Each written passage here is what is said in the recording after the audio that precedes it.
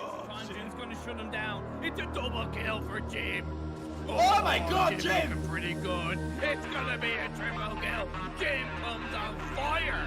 Jim comes on fire.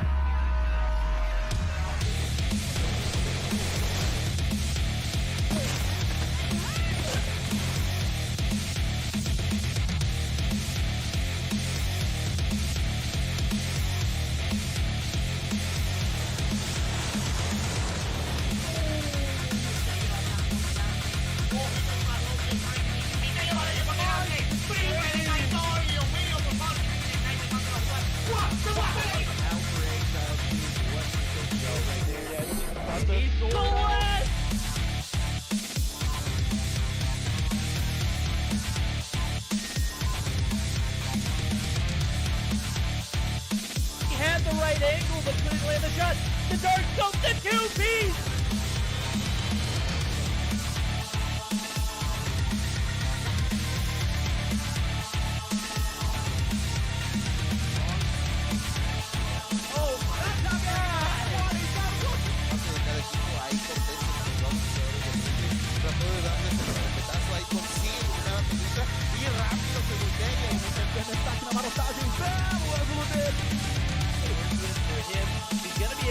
Oh my god! Oh no! He was down to 1 second on the clock! Já pegou bala na cara do Master. O Mayhem vai tentando fazer o primeiro.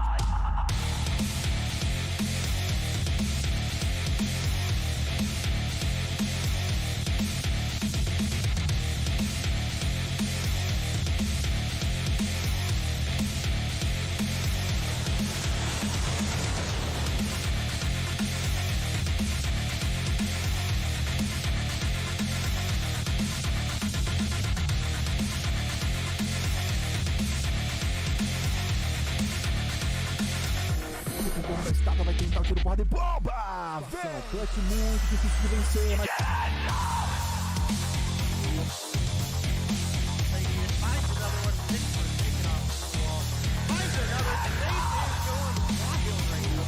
Anywhere on the body that you hit, he no-scoped for a follow right there. He no-scoped!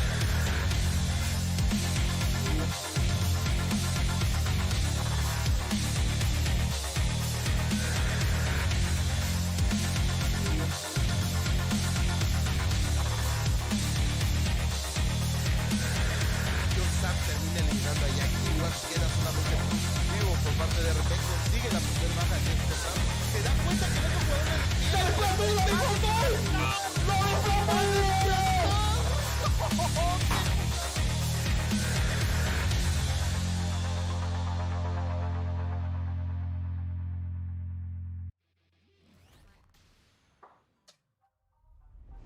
Good evening, everybody. We are back live for some more Mobile Mayhem EU Fall 2021. I'm your boy Verdict, and with me tonight, got Gil Mania on deck. Gil, what's going on, brother?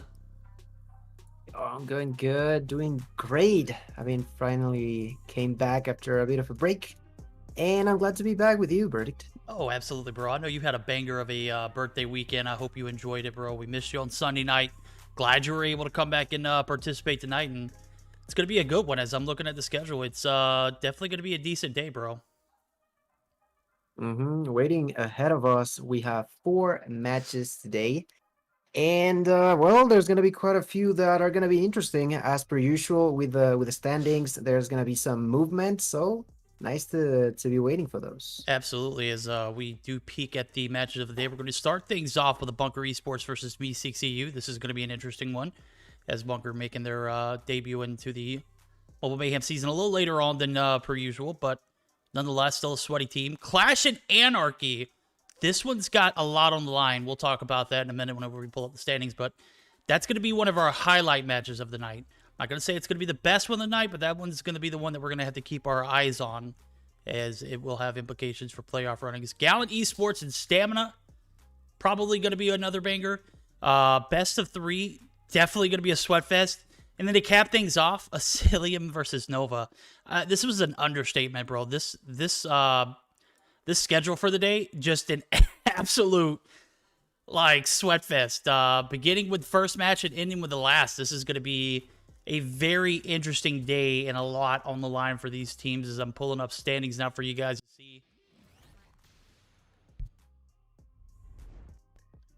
Stamina with that 135 marker at the top of the leaderboard. Going to be looking to take on Gallant Esports today. This is going to be a test of their perseverance for the remainder of their season. They have been flawless with the exception of dropping one map the entire season. Nova Esports right there underneath them, 120 points. Asylium. Bro, a week and a half ago, they had 25 points. Look at that. Yeah, like they've been rocking. Just Those ridiculous. those teams fighting for the top are doing a phenomenal job. And Asylum, like you mentioned, is going to be quite an interesting one there today, as they are both in top 2 and top 3 respectively. So plenty of good games today. Then after Asylum, we are going to have Meseeks, a team that back-to-back has been doing a quite decent job in most of their matches, just dominating some others as well, getting that top 4 with 80 points. And then verdict, we got Gallant with 75 on the top 5. Yep, top 5 looking pretty sweet. And as I was mentioning earlier, the Qlash and Anarchy match has a lot on the line. Look at that 6th and 7th spot. 65 points for Qlash, 60 for Anarchy. Anarchy, you're returning Mobile Mayhem Summer 2021 champs. This is interesting to see how things pan out there. A lot on the line there. Best of 3 format going to be a lot to deal with for Anarchy. Noxious Blood and Asylium and Bunker. Bunker again. One of those teams who made the last minute entry, as well as Asylium. Obviously, these teams don't have a shot at playoffs, but still an interesting one to see how it pans out. So I'm excited. I know you're excited. We've got both teams in the lobby for the first series. That is Meseeks EU and Bunker Esports. I think we got the best of 3 rotations ready to rock and roll too. I don't know if Ronan put them in VC or Discord. He did. Yes, he did. And as my friend Verdict is going to pull those up on screen, I'm going to tell you guys that game number 1 is going to be Firing Range, Hardpoint, then moving on to Search and Destroy on Standoff, a potential 3rd game of Domination on Summit. The banned map from Bunkers is going to be Crossfire, and the operator is the Sparrow. For Meseeks, they decided to ban Hackney Yard and the Kinetic Shield. Now, obviously, Bunker Esports doesn't have a claim to a playoff run, but they have an opportunity to spoil Meseeks as they have came in and they put up some pretty decent potential players in the lineup. So I'm looking at it: Lydia, Ragox, Dark Wizard, Blessed, Cosmos. This is a stacked lineup for Bunker, and I got to give it to them.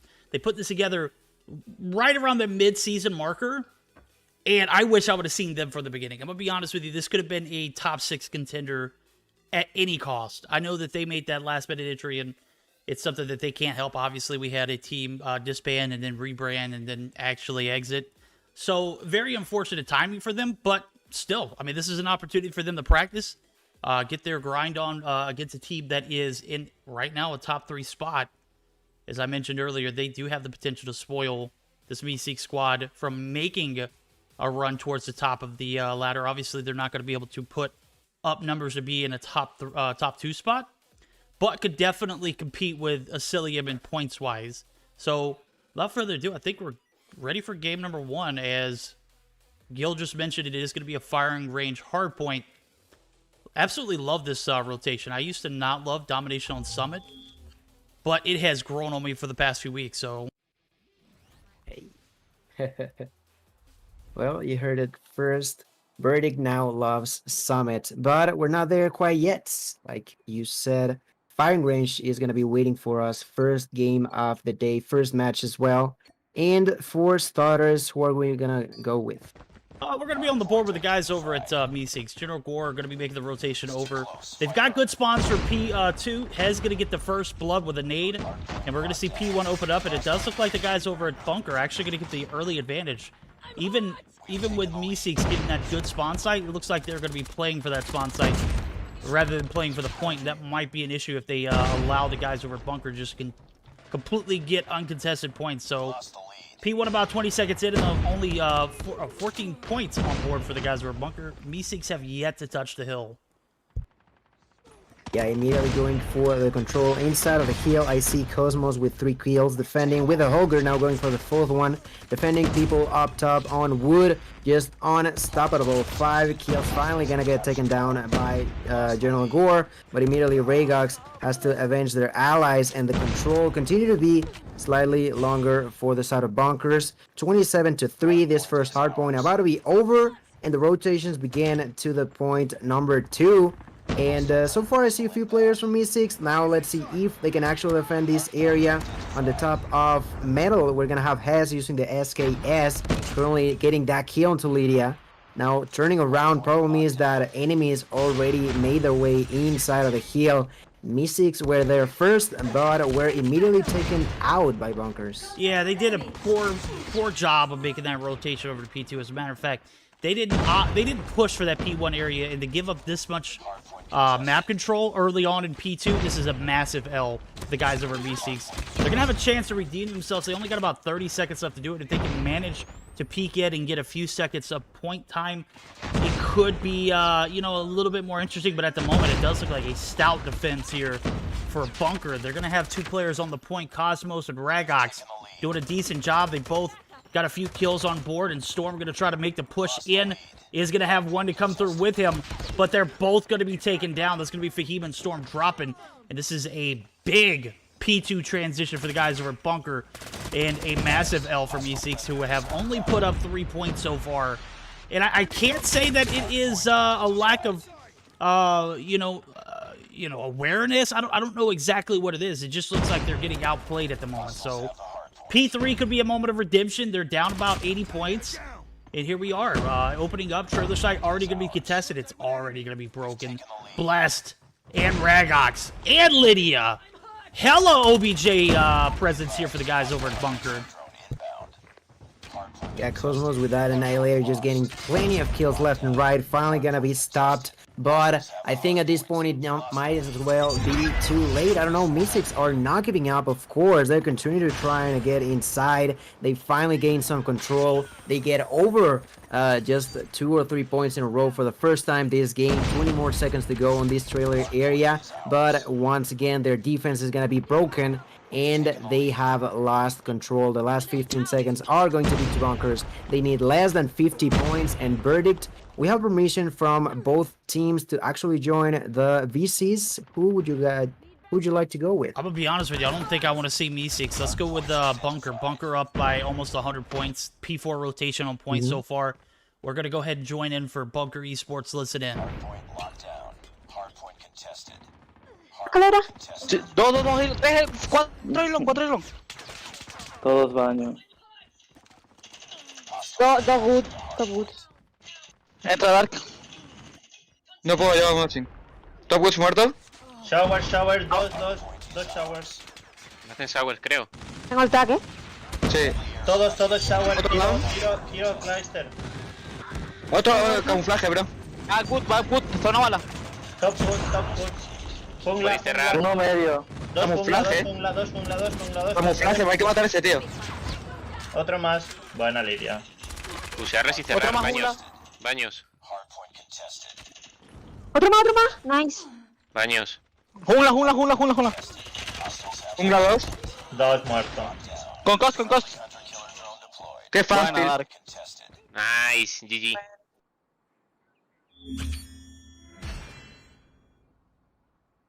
You guys saw it. That was a massive blowout in game number 1. Hardpoint firing range.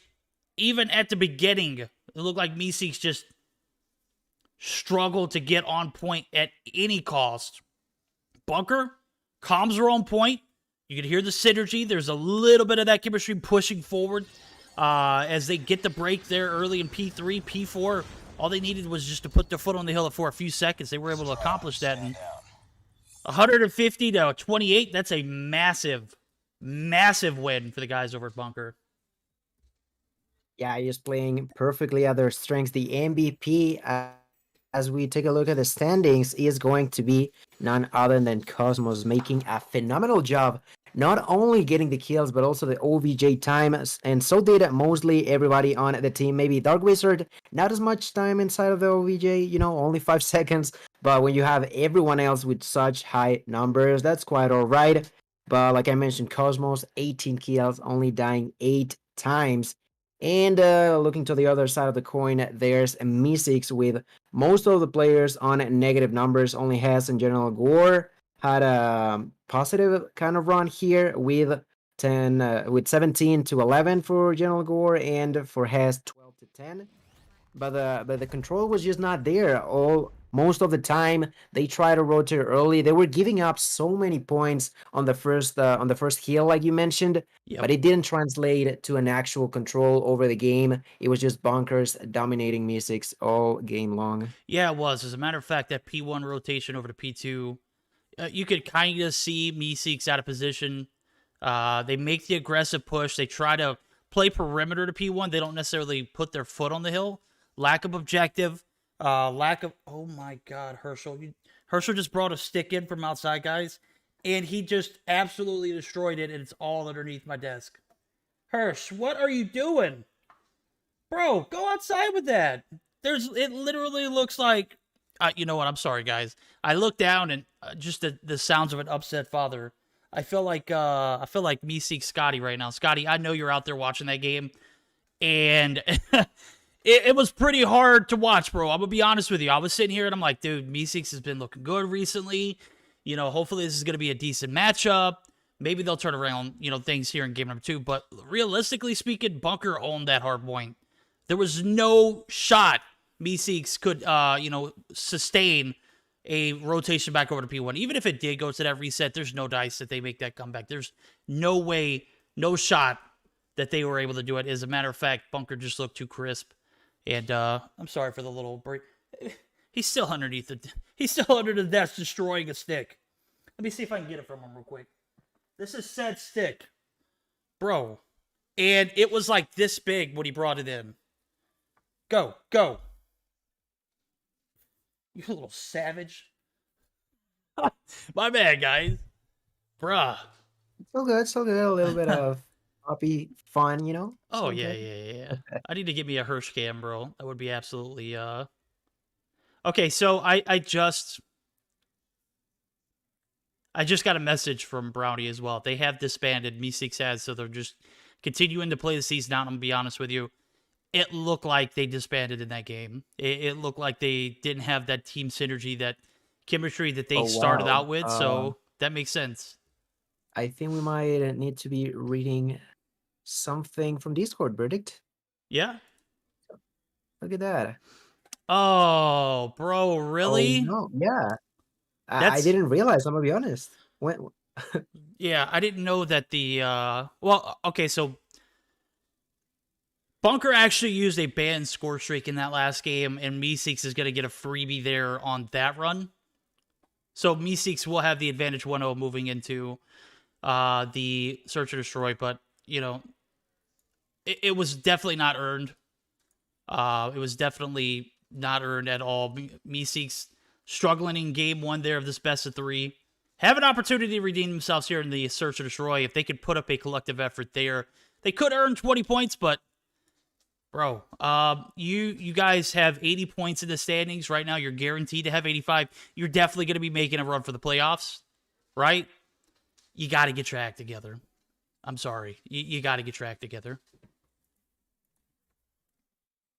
Yeah, overall, it was just not a good game for them so far. Well, now we know that they got that freebie, like you mentioned, but it doesn't matter. It doesn't mean that they are over with this. They still got to make sure that they win one more. And as now we're going to be moving for Search and Destroy, well, is another chance of Meseeks to redeem themselves. I'd say that Meseeks can be having pretty good moments for Search and Destroy as we move here on Standoff. There's a chance of them doing it, but they definitely got to make sure that they are not getting too far behind. Avoiding losing players early has been an issue of them a couple of games, so we'll get to see for starters in this game number 2, as they have also the offensive role to begin with. Yep, they're gonna have to find something here because you look at Bunker, they're stacked on the S&D roster just as well as that hard point. They made a lot shake. As a matter of fact, when your opponents are able to pick up a swarm, that just paint a picture of how well they were fragging out. And obviously, it's not allowed. Hence, Meseeks gets that 1-0 advantage, but now you got to have an opportunity to redeem yourself. Are you going to execute accordingly? I don't care if you haven't been playing together for weeks. You know, you still got 5 stacked players that should make a difference in this matchup. And right now, that first game, I was not very confident. Ragok's going to find first blood. Denisio, one of the top snipers for this Meseeks squad, is going to drop a gore. Is going to be trying to get that refrag. The push coming through. Back alley blessed. And Ragok's looking to make the push up. Could very well do it, but doesn't look like they are going to. Cosmos, however, does. Blessed actually going to get picked. And that is going to be a 2-for-1 trade in the favor of Bunker Esports. And right now, the bomb rotations may be happening through the gas station onto the daily area, but they are still waiting patiently to know if they are safe. And they're actually not, because on the other side, there's going to be Ragox using the VLQ defending this area. They decided to move elsewhere to the Granny's house, in which I also see Lydia defending this place. It seems like Bunkers have made their way onto defending every single potential corner that the side of Meseeks have to go through. Dark Wiz are gonna find the first kill. Lydia gonna get the second, leaving Hez in a 1v4 situation where he gets the first blood. Takes out the whole the SKS, no, the AMAX. My God, the AMAX, but couldn't find success on that 1v1 interaction. Ended up dying, and the first round is in favor of Bunkers. Bunker did a great job there. Only lost 1 on the mix. And Meseeks struggling big time here in the game number 2 as well. So hoping that they would, you know, bounce back and redeem themselves. But, you know, not looking too good so far off this first round. We're going to see second push-up. Maybe this will be their opportunity. Gore finding first blood is massive. Ragox is trying to get the refrag. He does. Denisio finds another.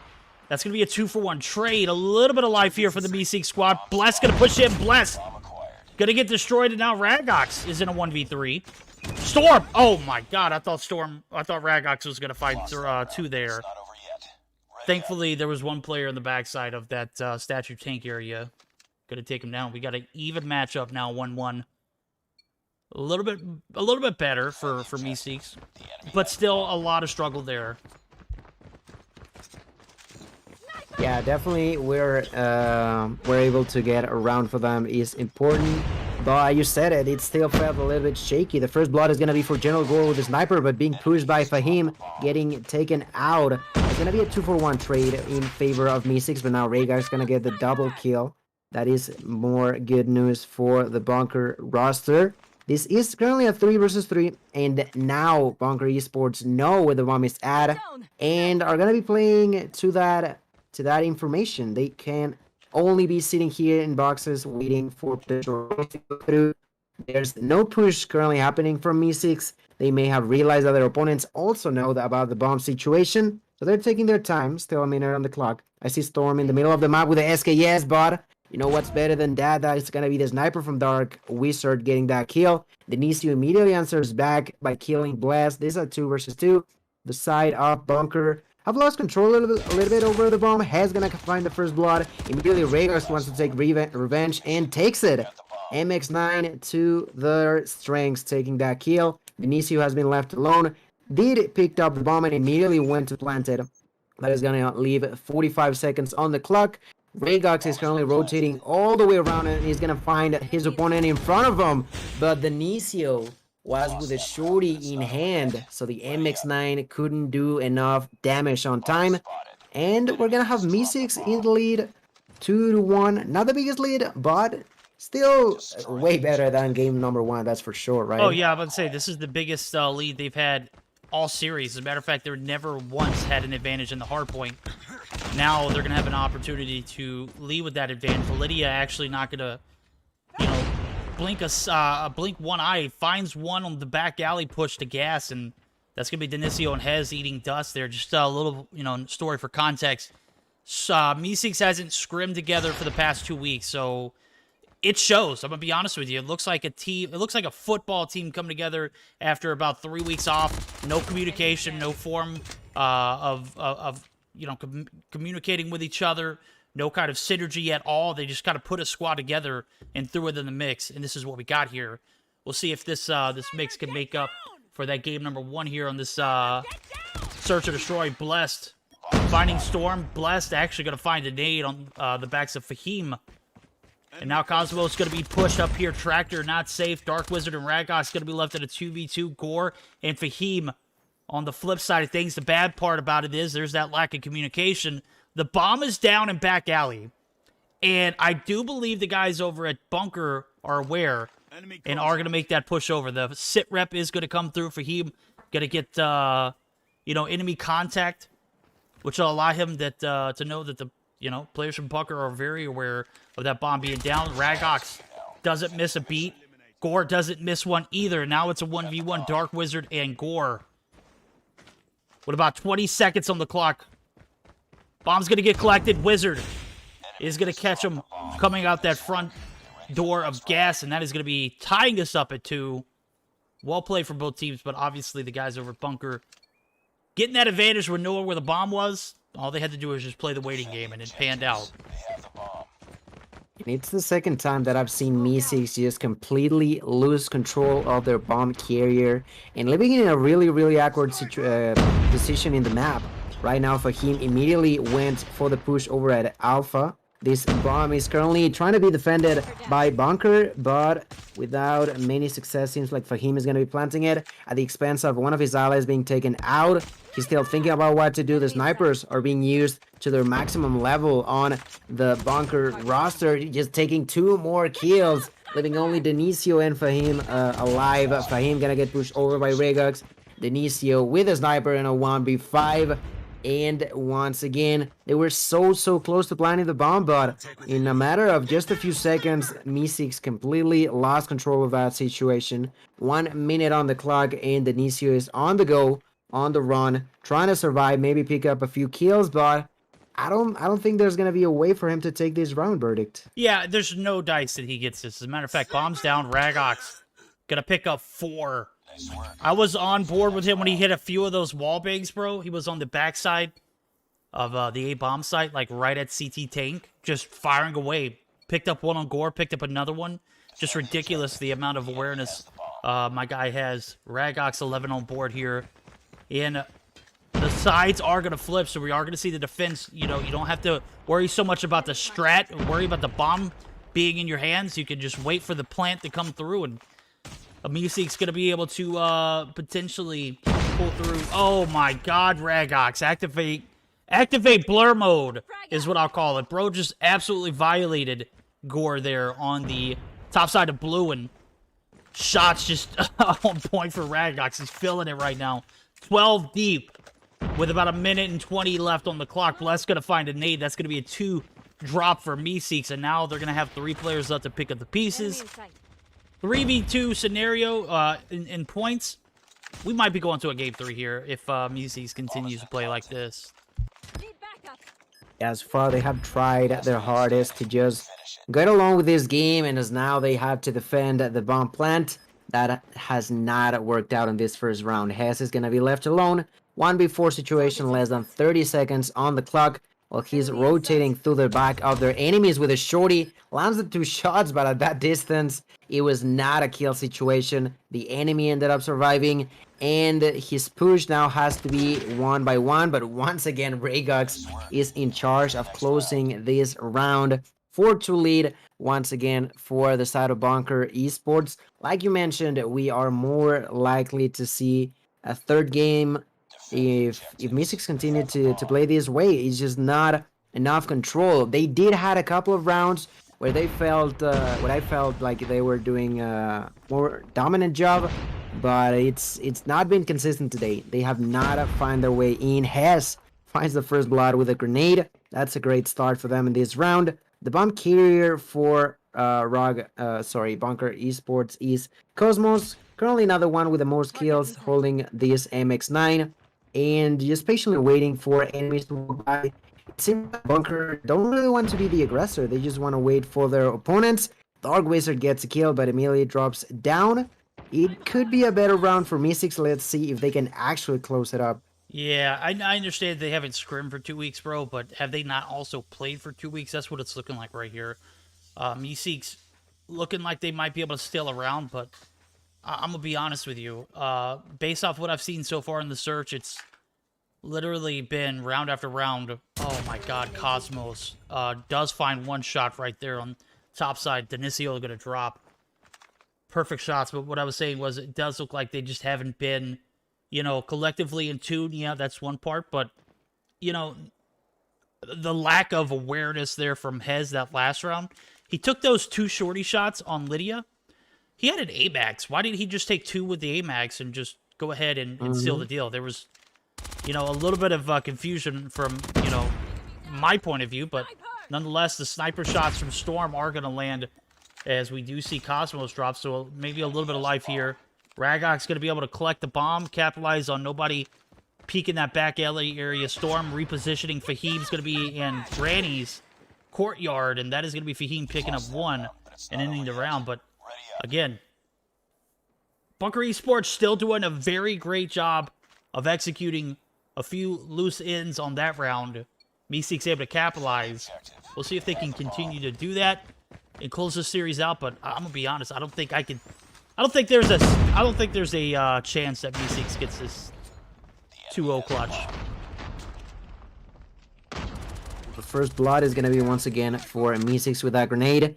The side of Bunker lost Cosmos on that interaction. Denisio finds another kill onto Dark Helmet. The bomb has been planted, but this is a 5v3 situation favoring the Meseeks roster. Lydia gets the answer back, but immediately pays the price by the hands of Denisio. The push coming in place from Meseeks, trying to defuse that bomb, but Bless is there to defend. Immediately drops to the hands of General Gore. Ragok's the only hope remaining, but Denisio yet again finds that kill. The bomb is going to be defused, and Meseeks are tying up this game 4-4 after they have struggled throughout all game 1 and most of game 2. The last 2 rounds, although not perfect, there definitely was a more dominant Meseeks that I witnessed on those 2 specific rounds.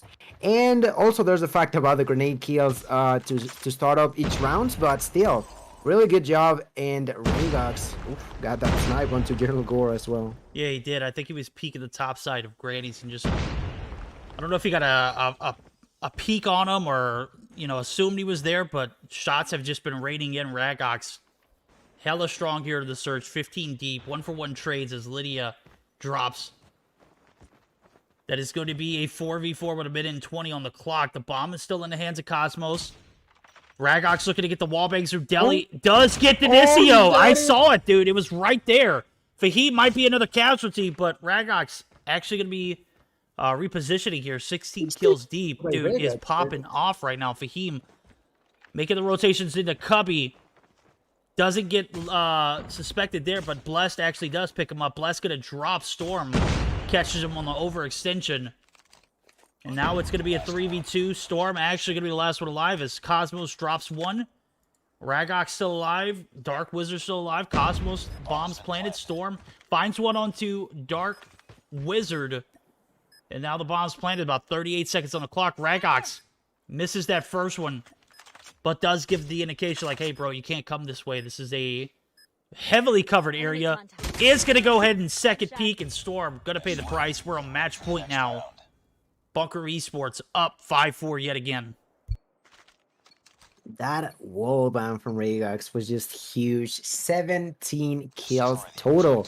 Only for Ragok's in this game, just doing a phenomenal job helping the team left and right, getting kills to begin with at the end of the rounds, in the middle of bombs, sometimes planting the bomb, getting the first blood by annihilating Hess with the DLQ. Such a good quick scope, immediately giving the advantage to the team. Denisio answers back by killing Lydia. This is a 4 versus 4, but right now Meseeks can no longer allow themselves to lose any more rounds. Fahim finds a kill. Dark Wizard does get a kill as well. Cosmos takes the kill into Fahim.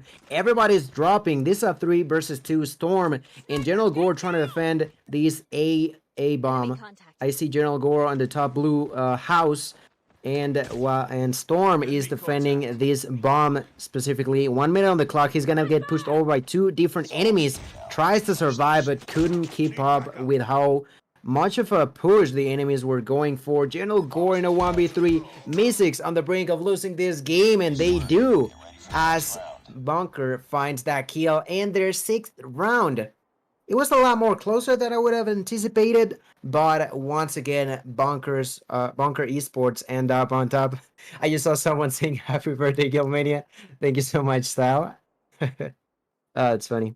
That's funny, GG's, yeah. verdict? GG's, bro. I gotta say, this Bunker team put a little bit of life in the stream early on. I love it. 1-1 now as we take a look at the stats here from game number 2. Obviously, Bunker won first game and second game, but DQ the first game, so we're going to a game 3 now. Can the guys over at Bunker make it 3? Obviously, this has no implication on playoff standards as they are nowhere near that top 6. But could hinder this Meseeks squad from moving on, which would be very unfortunate. They've had a hell of a year, or hell of a season so far. Very unfortunate to hear that they will be disbanding, but kind of glad that they're going to play it out. As a matter of fact, I say kind of glad because I'd be 100%, on board with them, in a playoff contention. But, seeing them play today, I don't have very much hope. 11 kills on board for Denisio, 5 for Fahim. A little bit of lackluster effort there at the bottom of the scoreboard there for the Meseeks squad. But on the flip side of things, you got a pretty even scorecard, 6-6, 7-6 for Coswell's Blessed, Wizard, and Lydia, respectively. But then at the top, you got a heavy carry. 18 kills on board for Ragox. What did my guy eat today? What is he on, bro? Just absolutely cracked. The shots were they weren't missing. Dude was a lethal shot with the sniper. So we'll see how that translates to any kind of domination gameplay, as we are going to be moving on to game 3 of the series. And Jesus, Bunker Esports pretty much gassing this Meseeks roster. Meseeks, I don't think they have came up for air just yet. I mean, obviously they got the DQ win, but things aren't looking bright. And well, it's gonna be tough for Meseeks if they want to close this best of 3, if they want to close this next matchup. As we all know, and for those who are just tuning in, the 3rd game is going to be Domination on Summit. So it's gonna be quite interesting to see how these teams want to approach this game. And of course, Ragox, I don't know, he's most definitely not gonna be using a sniper next game, of course, but the way that he was playing, it was just so good. And not only in the one-on-one interactions, also we saw that those multiple wallbangs that he was hitting, he just knows where enemies must be. And although sometimes it takes a few shots, he eventually gets it nonetheless. So Ragox on a whole different level today. Yeah, he is. Best 3 format, we saw the firing range win from Bunker Esports, just to show you guys map picks and whatnot. Again, if you're just now tuning in, the guys over at Meseeks win that one via DQ, but it was anything but a win for them in that game. As a matter of fact, I believe it was 150. I can't even remember what Meseeks put up. I don't think it was relevant, but very unfortunate game for them there. Bunker Esports, however, pick up the Search and Destroy win on the backs of a 6-4 and the backs of Ragox, just absolutely nailing every shot left and right. Wallbang Central. The EU Moralto, absolutely. Now, Summit Domination is going to be the deciding factor against Sparrow and Kinetic Armor banned, as well as Crossfire and the Hackneyard maps. We've got everybody in the lobby readied up. We are good to go. You can go ahead and fire that puppy up, Ronan. Yeah, let's start with this 5th game. All right.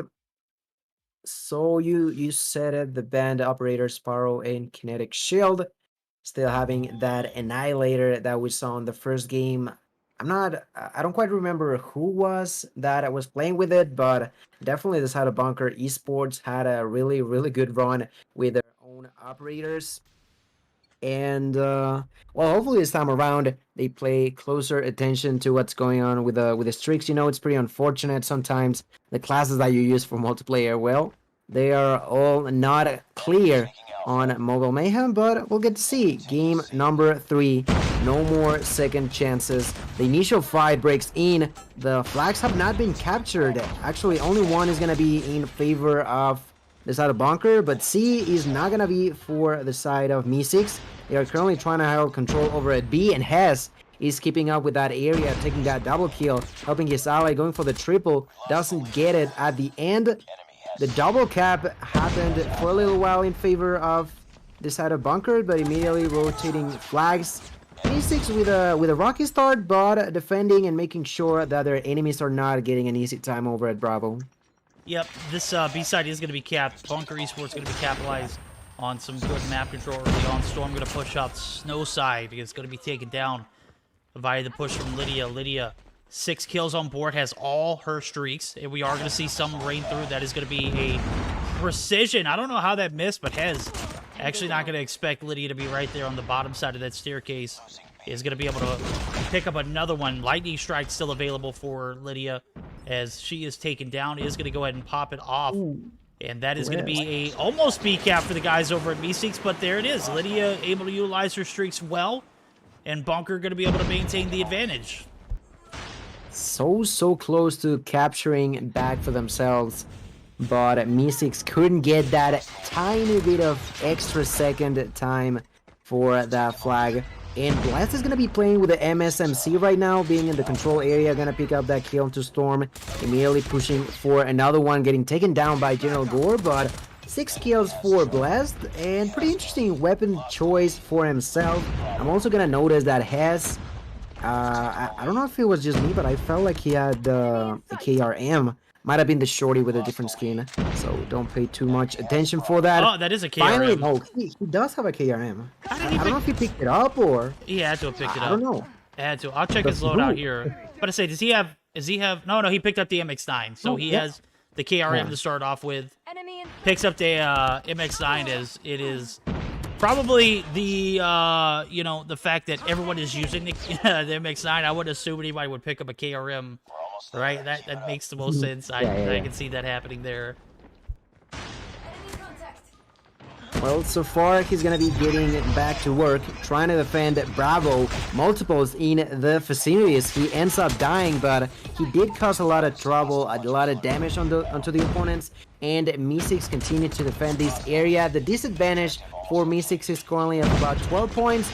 But second by second, they are decreasing that deficit of points and trying to get closer to their opponents. I see that Blast is still playing with the MSMC. He does get a double kill in here. Multiple kills actually in favor of Bunkers. Immediately going for B, but a really good tactical nade could be enough. And Storm with that nade gets the triple kill. But it doesn't matter. The flag is captured nonetheless. And now the double capture is back in the hands of Bunker, and their advantage is now going to be increasing once more. And we got raided by Barrett. Oh yeah, I was just about to say, Veery coming through with the raid. Absolutely love it. One of the Step Brothers in the building. You guys ready for the Qlash Anarchy matchup? You guys need to be. Going to be a hell of one to come as we are in Game 3 of Series number 1. Meseeks EU and Bunker battling it out here on Summit Domination. 75-61. Favor in advantage of the guys over at Bunker. Saw them pretty much dominate in all 3 games so far. We'll see if they can dominate here on the second half as we're going to go ahead and start it up. Flip sides. Advantage still in favor of Bunker. Meseeks. Taking a look at it. Not a lot of traction. The KD department. Matter of fact, I think the only one that's positive is going to be Storm. And Storm is only positive by 1, so... C and B are going to be reversed. A is going to be capped. A little bit of traction there on that C side. Gore actually going to peek up top and is going to be able to pick up 1. That's going to be Blessed. Now the push for C is going to come through. It looks like they might be trying to force their opponents on the flip side of things, and they are going to be able to take advantage of the C cap, but the A side is going to be pushed, as well as the B side. Blessed does have his Annihilator out. Finds 2. Try to make it 3. Make it 3. The B cap is going to come through, and the advantage for the double caps are going to be back in favor of Bunker Esports. Storm on the slide peek is going to be able to take Blessed out, but the damage is done. 14 kills up for him. Taking a look at the scorecard, 15-11 for Cosmo, 16-9 for Lydia. She popped off early. She got all her streaks within the first, minute and a half of the game. And did that pave the road for success for Bunker early on? It did. As a matter of fact, allowed them to get that B cap and prevent that B site from being retaken. Phenomenal job there for her. 93-71 AC cap for Meseeks for the time being, but it's not going to last long as Dark Wizard and Blessed are going to be able to push up collectively and get that site. Okay, there's a little control over at B. They do get the flag. The disadvantage is of 25 or so points in favor of the side of Bunker Esports. The double capture is going to be A and B for the side of Meseeks. The flags are going to be traded, but let's see if Bunkers have some streaks to defend Charlie. Not going to be the case. Meseeks safely going to capture that one up, but you said it yourself, Lydia, on a bit of a rampage from that first round, slightly being decreased on round number 2, but still doing a good job in here. 18 kills total. Lydia gonna be the one with the most kills. No, actually Storm, taking me a bit by surprise, is the one with the most kills currently with 19, but also dying 19 times. Meseeks are trying their hardest. They want to defend B, and they better make sure that they do. The double capture continues to be in their favor, but a single mistake could mean them losing this game. And as we all know, Bunkers are just trying to prove themselves. They don't really get a shot, unfortunately, to reaching the playoffs, but they are trying their hardest nonetheless. They want to take their games, and for the first time today, I definitely see hope for Meseeks, as I see General Gore trying to go for a triple kill. Only gets to the defense over at B. Didn't happen, but fortunately enough for them, we're gonna see Fahim heading his way onto Bravo, trying to capture that flag. The grenades are dropping for him. He ends up dying. The trophy system is there, but it's just too late. The dominance that they could have gotten off of that Goliath, not gonna happen, and Bravo continues to be in favor of Bunker. It is. The A cap is gonna come through. Fahim gonna find the kill on Ragox, but you know, now we're in a position where the triple cap has to come through. If I'm not mistaken, it's like a few points in. All they need is just a step or two, and as a matter of fact, we're going to go ahead and jump into BCs and Meseeks, give them an opportunity to sound off as they're trying to make this comeback come to life. Zombie. Get B. Fuck, not 2B, man. Behind you. Alright. Connector, Come B. I'm pushing for C. Oh my god. Nice, got him. Top. Let's go back and see Has. Let's go, Habibi. I can't move for connector because of the gas crack. Oh, okay. All right, a little bit of disappointment there. Obviously, things not going their way. There was a little bit of hope for them going into that latter of the second half, but, you know, altogether a better performance in the domination. The hard point was, probably one of the worst. Hey, what's up?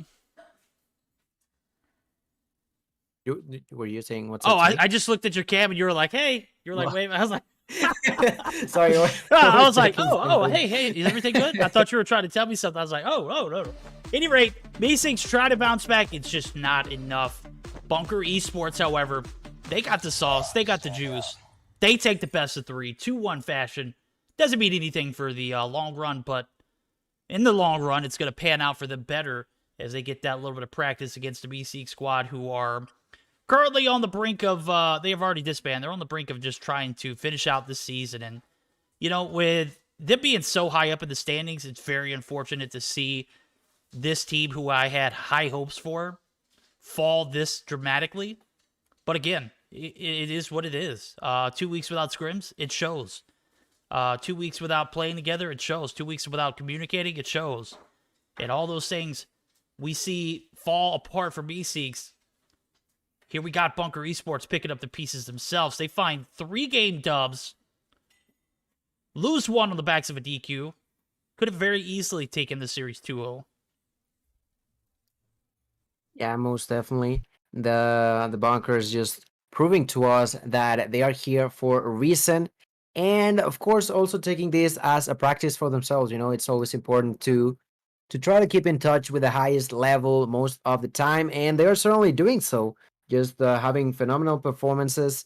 They have shown in multiple instances that they have the level of competition needed for these kind of games. So GG's for the side of Cosmos, like Burdick said, taking this in a 2-1 fashion. Yes, indeed. That's going to be series number 1 going down in the books. Bunker Esports take that series 2-1 if you're just joining us, which is going to lead us to our next series as I'm pulling up the schedule for the day for everyone to see. We've got a lot of action left. As a matter of fact, these last 3 matches are going to be a banger of a way to finish out the Week 6, Day 10 Mobile Mayhem Fall EU 2021 season. Qlash and Anarchy up next. Gallant Esports and Stamina going to be after that. And Asylium and Nova. Bro, talking about Clash of the Titans. Those last 2 matches, 4 top-tier teams in EU. The next matchup, 2 top-tier teams in point standings for the top 6 spot. Going to be a lot on the line for both teams, but only one's going to move on. The other one are going to have to bite the dust. We're going to get geared up for that next series, but before we do, we're going to take a short intermission. So we're going to take a minute to hear a word from COD Mobile. Guys, don't go anywhere. We still got more action. We'll be right back.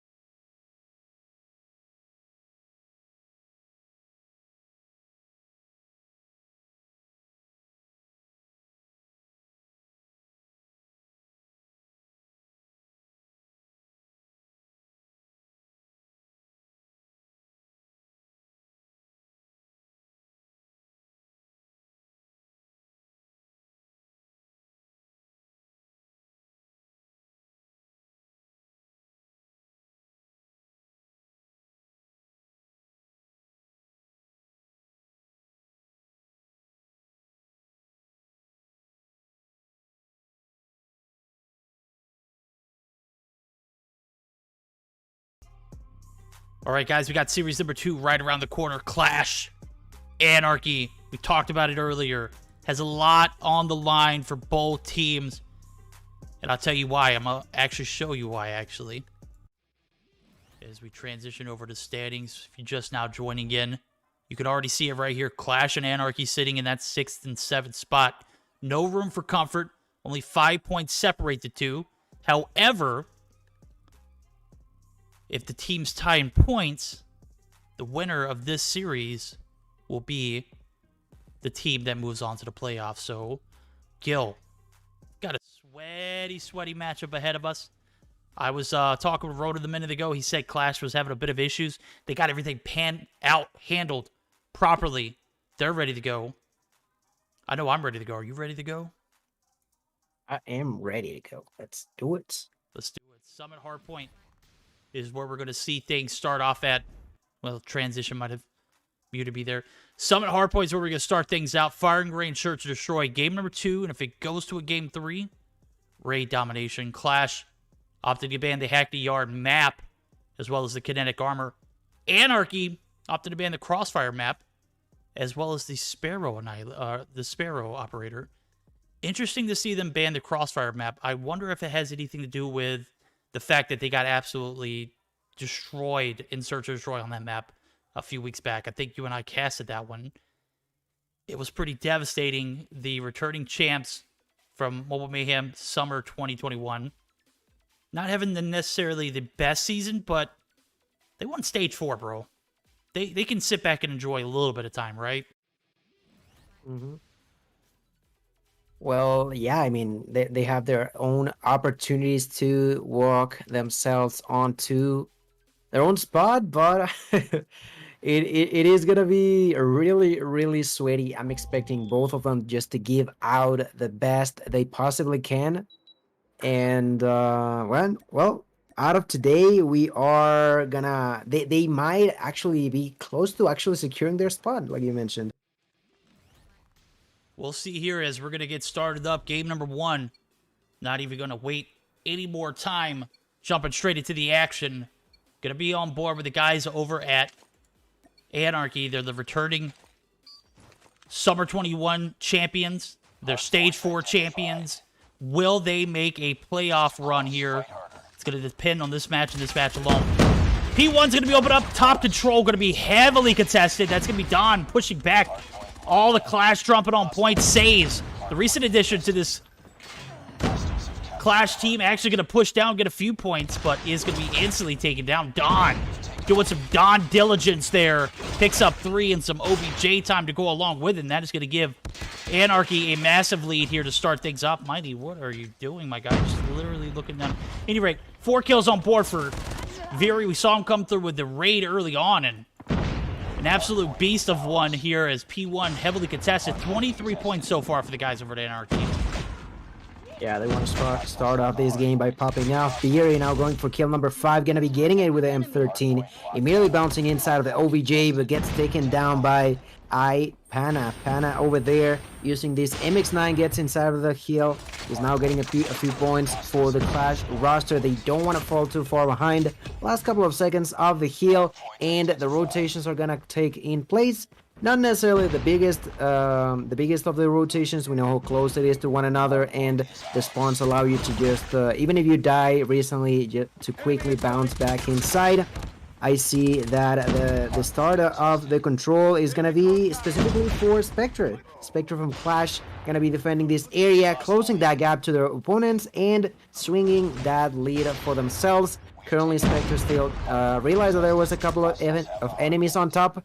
Try to remain safe, but not working out at the end. His allies though continue to be inside of the hill, and the lead is now for Qlash and increasing a little bit for themselves. It is. As a matter of fact, they're doing a great job of controlling this catwalk area, but more importantly, they're doing a great job of holding spawns. As I say that, got about 15 seconds on the clock. We got 2 players looking to make the compromise. Viri doesn't win the 1v1. We'll see where he spawns at. He's going to be spawned right behind Patron. Maybe not a gunfight you want to win. We'll see where Patron spawns at, as that is going to be an indicator. Yep, he's right on point. Viri picking up that 9th kill. That was was great, but you saw the spawn point for Patron. He actually spawned right there on the backside of the tower side of the map, and if you want in P3 points, you're going to get it if you have that spawn side. It's an easy one. Panna going to push out. Panna picks up one. He's got the Annihilator on board, and the guys over at Qlash bringing all the heat here in game number 1. Summit Hardpoint. 76-29 lead. They got spawns, and now we're going to see the push come in from Anarchy. They are not going to give this one without a little bit of a contest, but it's not going to amount to much as Qlash still remain in the lead. They still remain in possession of P3, and now you're at a moment where you got 25 seconds. If you're Anarchy, you got to double back and get those spawns for P4, because if you make this break and get the spawn flip early here, it could be devastating for you long term. As I say that, Viri going to fall back. He's going to make the spawn connect there for P4, and massive advantage here for Qlash after this P3 rotation. Respawn after respawn after respawn, we had a Qlash just over and over spawning on the right place, moving to the right places, and staying inside of the hard point, just getting as much of a lead that it is currently over 70 points. And Anarchy, of course, decided to rotate early. They didn't want the same thing to happen twice. They are trying to defend, but without too much success. They immediately tend to struggle right now. Patronx was the last player inside there. Also, Save was trying to get on some heat, but not working out. The streaks are being used. That Bread Missile from Patronx actually didn't work out as they would have anticipated that. Miney right now with 6 kills, taking out the Annihilator, picks up a couple of frags for himself, trying to avoid enemies from getting inside of the hill. Problem is that that sort of disadvantage alone can be causing you so much trouble, because each and every single fraction that you're not taking a point, your enemies could, and when they only need 40 or so points and you need 100, it is just such a matter of a mind game for enemies to be messing with you. You don't know if they're pushing, you don't know if they're rotating, but what I do know right now is that we are back on point number 1, and the lead has been significantly decreased, but still is in favor of Qlash. It is. As a matter of fact, speaking of my games, I think this is a chance for us to join in for Anarchy, given an opportunity to sound off as they are getting down to the wire here on this P1 reset. Could be an opportunity for them to bounce back. Midstep's pushing, Midstep's pushing. Two top, guys, they're gonna jump. Next side, next side. Top low, nice. Yes. Two top. They're gonna window. Two window, guys. Two window. I'm coming to you. One cage. Connector pushing. Oh, bottom, steps. No, one side, in the bottom corner, board, of course, mid steps. Oh, Annie, he's using Annie. They want top, pushed out, see down. Yeah, push out, bottom, Miney, behind you, Miney. Cage now. Catch one shot, nice. Next. Nice money. One more comes. Connected that. Nice, I'm pushing front. That's one top. One green. One more. Two more. One more. Yeah. Nice. Push that green. No, we didn't. Yeah, Push. two green. Two side. I have a dragon fire. One shot. No, hold it. I'm holding top. Wait. One's flanking me. It's one top. Oh my god. Behind you guys. Bottom. Bottom pushing me. See. Stop on board. Behind the green box. Just next side. Go bottom. Feed it, fall it. Concuss top. Bottom. Push out. One top is spawning, stay down. One green. Three green. Pushing green, yeah. One top. Oh my On god. three on side, guys. Spawn green. Flash. Go next. Others go next. On green. Bottom. Connector. One new. Green dead. They're spawning green, guys. All right, listen in was on point. Guys over at Anarchy tried to make this comeback real. Might have find themselves in a little bit of a deficit that they won't be able to overcome. Mighty coming through. Picks up one, gets the break, gets two. There's a third coming through. He's got an Annihilator. That's one. Mighty gonna take some shots. It's gonna push for some OBJ time, though, as we see a little bit of support here. Oh my god, Mighty is gonna be taken down. Says on the break. Gonna find two. Viri on the refrag. Massive P3 transition, only 6 points needed for Qlash. They might be able to get it. Miney on the backside is trying to prevent the rotations within, but is not going to be able to get there in time. Yes, 1 kill. No, he bricks the shots. How?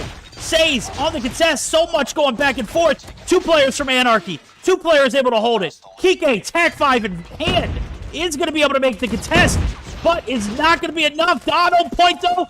Don, the last hope. Says is down. There's 1v1. That's it. Game number 1. Gonna go in the hands of Anarchy. Woo! What a game, bro. Oh my god, Verdict, they actually pull it through. Wow. No, what we just saw. They took it.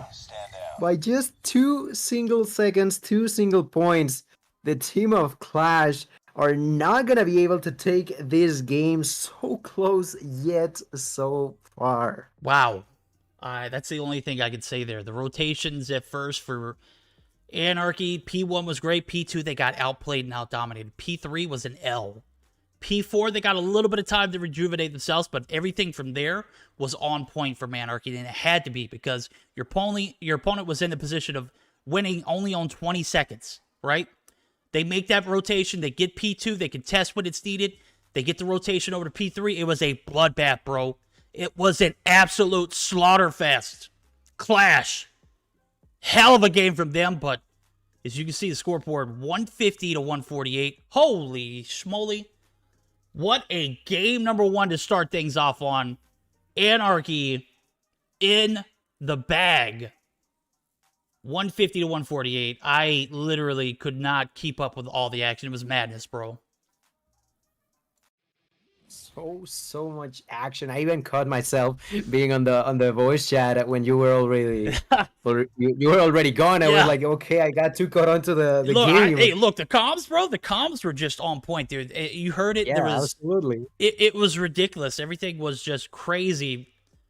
I am like, you should have seen my face. You heard my voice. You should have seen my face. The whole time I was like,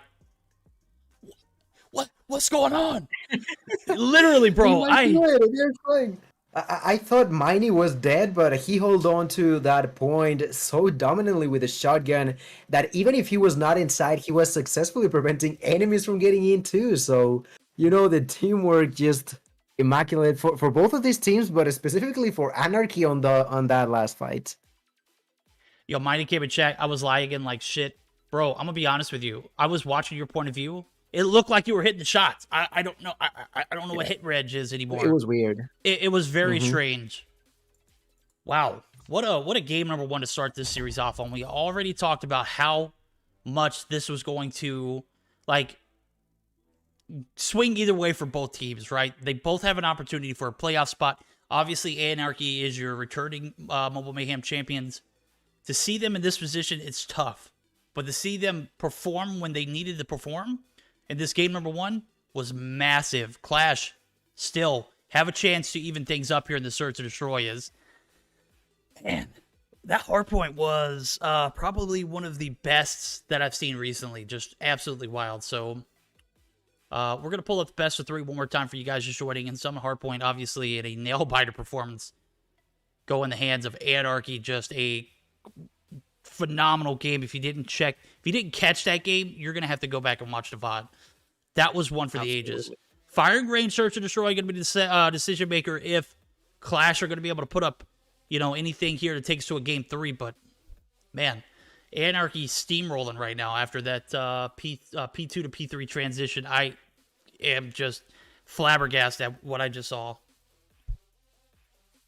I also gotta mention, I did see a message from Barry saying that they had no sound until mid game. That actually happened to me even as a spectator on the first match of today. I was so confused because I couldn't listen to anything. I was just watching the game, and of course for me it is annoying as I am spectating, but I can only wonder what the deal might be if you are playing, right? Not getting those audio cues can be such a disadvantage in multiple situations, and hopefully it does turn out to be better on Search and Destroy when being able to listen to the slightest of footsteps can be so important for S&D. You're absolutely right. There's obviously got to be something going on there. They got to be able to fix that. Obviously, I saw Miney leave. I don't know if he's going to restart his game. I'm not sure if Veery was able to reset his game. You know, you go into a matchup like this, and you have, you know, situations, technical issues, in one team, you know, moving into that search and destroy, it's going to be massive for them to have everything on point for sound cues purposes. Just for, I mean, I'm gonna be honest with you. When I play a game and I don't have audio, it's not enjoyable. As a matter of fact, it's like I just want to put it down. So I don't know how they bear through that, but nonetheless, they persevered, came through strong in that P2 P3 transition, and man, I'm still in shock. I can imagine Barry just being like, I cannot listen to this and then leaving the game. Yeah, I know, right? Hey, you know what, guys? You're gonna have to deal with it on your own. I can't hear anything, guy. Bye. I can't. I just can't. Right? It leaves. All right, we're gonna be flipping sides, which means we need to flip logos and whatnot. We're gonna get that handled before we move into this next matchup. Miney's gonna join me back in the lobby. Does look like Qlash is gonna be on the attack to begin with. I'm going to be looking at Pana to start things off right for the guys over at Qlash, and for the side of Anarchy, I'm going to be looking at Creed. I know Creed is one of those players who often frag out without any kind of, you know, any kind of spark. Dudes just crack. Also going to be checking out Kike as well. So, Miney with the KRM, hopefully his lag situation will be fixed up so we can see everything on that end work well, but nonetheless, does look like teams are almost ready to go. Ronan, get out of Anarchy's VC, bro. Just chit-chatting at this point. What's going on? Come on now, Ronin. When did you in here? But, have they... Yeah, they have switched sides. But they are still missing one player each. I'm not too sure what's the deal here. Even on the voice channel for Qlash, I only see 4, so hopefully we are not gonna have one of those situations. Okay, it seems like we might need a couple more minutes, verdict. So, oh, that's tough, dude. Okay, so we'll need 5 more minutes as Zed has internet issues. A little under 5 minutes. Maybe restarting router and whatnot, making sure everything's good. For both ends, as Creed actually bounced out of the lobby, so he should be joining in here momentarily as well. That'll give us an opportunity to take a short intermission. We're not actually going to leave anywhere. We're just going to play the seasonal trailers just to kill a little bit of time. So guys, don't go anywhere. We're going to have them fix their internet issues, and we should be right back with the broadcast.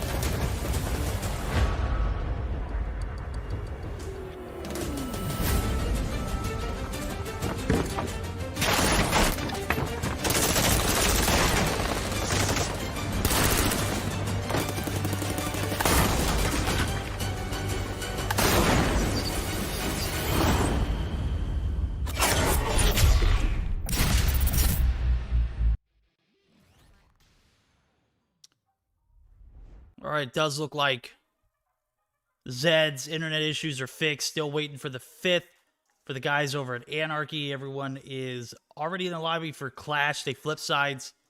Ronan, if you could, go ahead and make sure that the team names are on the right slots. Make sure everything's good on that end for cartography. But Veery bouncing out, Veery joining in. Come on, guys.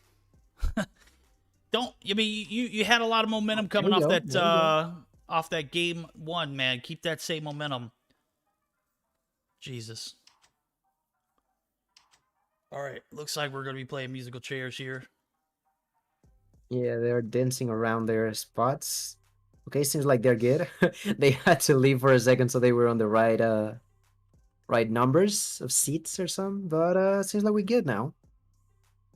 Like we mentioned, Search and Destroy on firing range is gonna be what's waiting for us in front for the second game. For those who are just tuning in and might have lost previous game, you should watch. Like Bernie was talking about it earlier. You definitely gotta take a look at it. It was just so nerve-wracking. I loved it. I loved every single of it. Yeah, we are good to roll into game number 2. It does look like everything is good flipped wise. Won't have any kind of issues on that end. Without further ado, after 10 minutes, we are going to go ahead and jump into game number 2. As Qlash looking to make things even. The guys over at Anarchy looking to close things out here in a 2-game fashion. Will they be able to do it? It is only a matter of time. We'll see how it pans out. I'm on board with Pan, as I said. He's going to be the decision maker, in my opinion, for this Qlash roster. He's going to be the deciding factor. If he starts things off right, could see an interesting game. The jump shots up top would have love it. Not going to hit anything, but if he does, that is definitely going to be clip-worthy. Well, so far, none of those shots is going to be a landing. Quite close this time, but not necessarily being a kill. I see Zed being quite aggressive. On the other side of the map, he is actually in front of Don Lai. I think Don might have a clue that Zed is over there. I don't know if he heard him or not. So far, they're just next to each other without too much information. It seems like Don did hear him. The second he went out, does get the kill. A 2-for-1 trade favoring the Qlash roster. There's gonna be another one for Miney as he snipes Patron. Patron is out, leaving only Spectre and Says. 2 versus 4. The bomb is still being carried by Spectre. They are rotating through the backside of Wood, maybe thinking about just guarding themselves, defending this area, and eventually pushing. Once they feel like confident enough, they are rotating towards jungle area, trying to find their way into the bomb. The first one is going to be Sace, who gets the kill, but immediately drops dead. Now Spectre realized that there were people waiting on him, and now decides to rotate all the way back around one more time, but with only 30 seconds on the clock, he got to start thinking fast. Finds the first opponent, only cause damage onto Kike, but Kike gonna be able to heal back up. Still at 3v1. Spectre knew precisely where Kike was at, pushes back in, takes that kill, gonna get pushed over by Barry, who gets an easy kill over there. And the first point is going to be for Anarchy. Anarchy do a great job of executing there in that first round. Gotta say, I don't think I've seen Miney snipe in Mobile Mayhem all season long. Kind of giving me those old nostalgic vibes. Loving it as he picked up one to begin the game with and didn't pick up another as he made the rotation over to the jungle site. We're going to see second round pan through, 20 seconds in. Not a move yet, but I do see Zed making moves over here. He's actually going to find one on Creed, but is going to be instantly taken down. Spectre trying to get the refrag here. Not going to happen. Bomb is down. Patron going to go ahead and try and collect it. Does do so. We see the push back to this jungle site come through. B-side push for the guys over Qlash. Kike on the readjustment here is going to go ahead and get flashed. Take some shots, but does not want to drop too quickly. Says Patron, and it looks like Spectre maybe. Yeah, Spectre going to be right here on this B side. Miney laying prone. Try to get something on the backside if Kike gets pushed. Kike is not going to get the trade, but Kike does. And Kike picking up 2 is massive before he drops. I mean, he did his job, right? He definitely did his job by picking up that double kill. Problem now remains for Qlash as the bomb is on the ground. But Sace finds Barry completely unexpected of his presence there. He was on top of metal, ended up dying. Sace spots another enemy, but receives a lot of damage. Tries to hide, peeks back out, but ends up dying. And that continues to be, that turns out to be a story now. A 1 versus 2. Pana versus the world. Picks up the bomb. Thinks about planting it, and he does. The bomb is going to be planted. 45 seconds on the clock. No, he actually cancels. He sees the smoke, knows that he's gonna get pushed over any second, but he picks the wrong angle to look at. He looked to the left, enemies were to the right, and another point for Anarchy, but pretty problematic there for Qlash, as they just couldn't find their way into planting the bomb. And tremendous job for Kike. Like, I thought he was only gonna get 1 kill and then trade it, but being able to take 2 kills before actually getting taken down yourself, phenomenal job for Kike. Now a little bit of trouble here in Paradise. Anarchy drop 1, that's Don. No position here on this B bomb site. They got 4 mid, looking to make the rotation over. We can see Viri's eyes are kind of looking over this B bomb site. Is not gonna hit the first shot, the second one does. Bomb's gonna get collected. Zed gonna look to get the job done. Zed's gonna drop. Patron gonna win 1 gunfight. Kike drops. 2 for 2 trades, make that a 3 for 2. As Viri on top 10 could be the deciding factor. Does lose Creed in the process though, but the bomb is planted. Miney and Viri in a 2v2, 40 seconds on the clock. Gonna have to make the rotations through. Patron actually gonna clear the backside push, and that is gonna be Viri dropping. Now Miney in a 1v2 clutch situation. This is for a 3-0 advantage. Says gonna be right here on the cover. Did he just walk right past Says? Says playing that quarter well, and he does pick up that last kill on Mining, and that is gonna be Qlash actually getting a point on the board here on the attack after a well-orchestrated B push. Almost fell apart though. We'll see how it does this next round as they do collect a bomb. Qlash still very much so win this. As a matter of fact, this has been about as much of a neck-and-neck fight in both games as we will see today. Panda finally getting on board Five's first blood.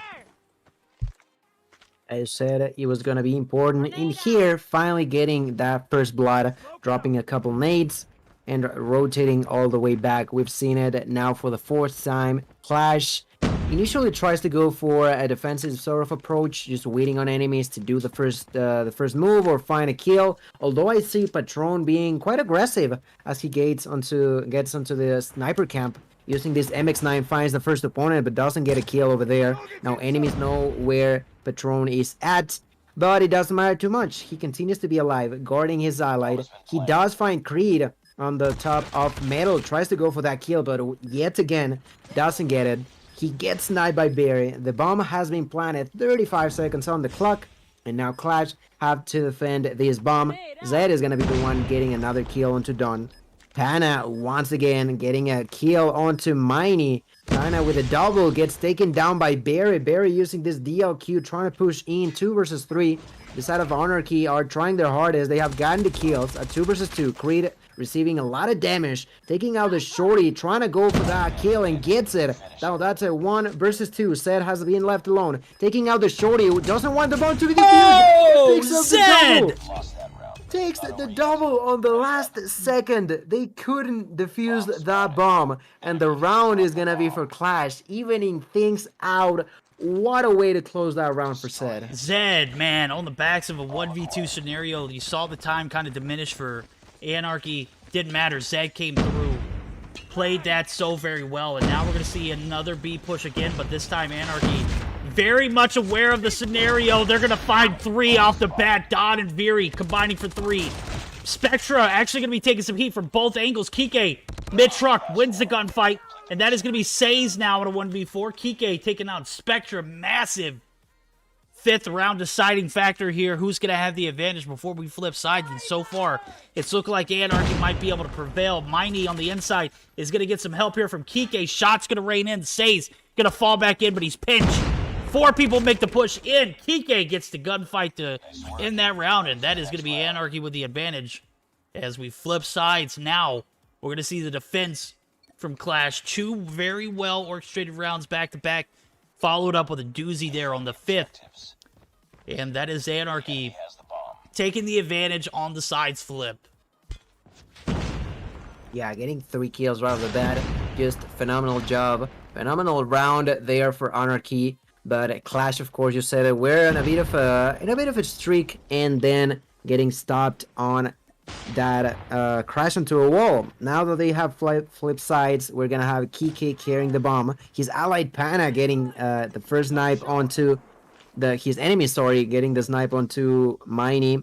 Also, Patron gets the kill onto Creed. Make this a 5 versus 3. Qlash getting the start that they wanted. The bomb carrier trying to plant the bomb as quickly as possible, and he does. Kike doesn't have enemies there. You have Says, who just so safely was able to push in, taking that double kill, leaving Dawn in a 1v4, 1 minute on the clock.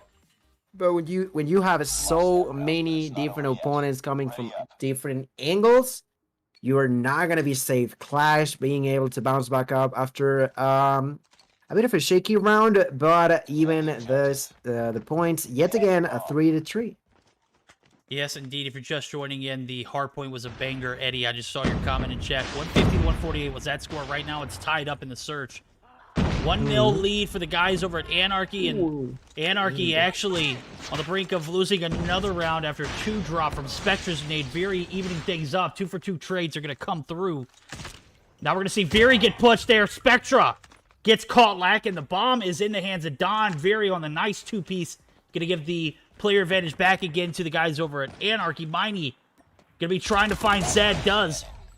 Caught him lacking up the staircase, and now Patron going to be in a 1v3. The tides have turned. The game is tied at the moment, but from the looks of it, Don going to go ahead and put this bomb down. Is going to put the pressure on for Patron to perform. He's got about 42 seconds to make a move. We'll see him clear out the back alley. Doesn't see Viri, which I don't think Viri heard him either, so both a little unsuspected. The push comes through. This could be a problem if Patron gets a few shots in. All he's got to do is find one. Oh my god, what were those shots, bro? Viri comes through, cleans it up, and that is going to be a pretty decent round there for Anarchy as they take the advantage yet again. Eddie, you missed a hard point. You got to rewatch the VOD, bro. That hard point was a banger, bro. We said that these teams were fighting not only for honor, but for their spot on the playoffs, and so far they have shown to us how much heart they can put onto this game. The first game, such a phenomenal with a victory for Anarchy. This time around, the lead is going to be for Anarchy so far, but that start of a round, double piece for Pana. But now getting sniped by Creed. Barry taking another frag. A 3-versus-3 situation. Creed taking another one.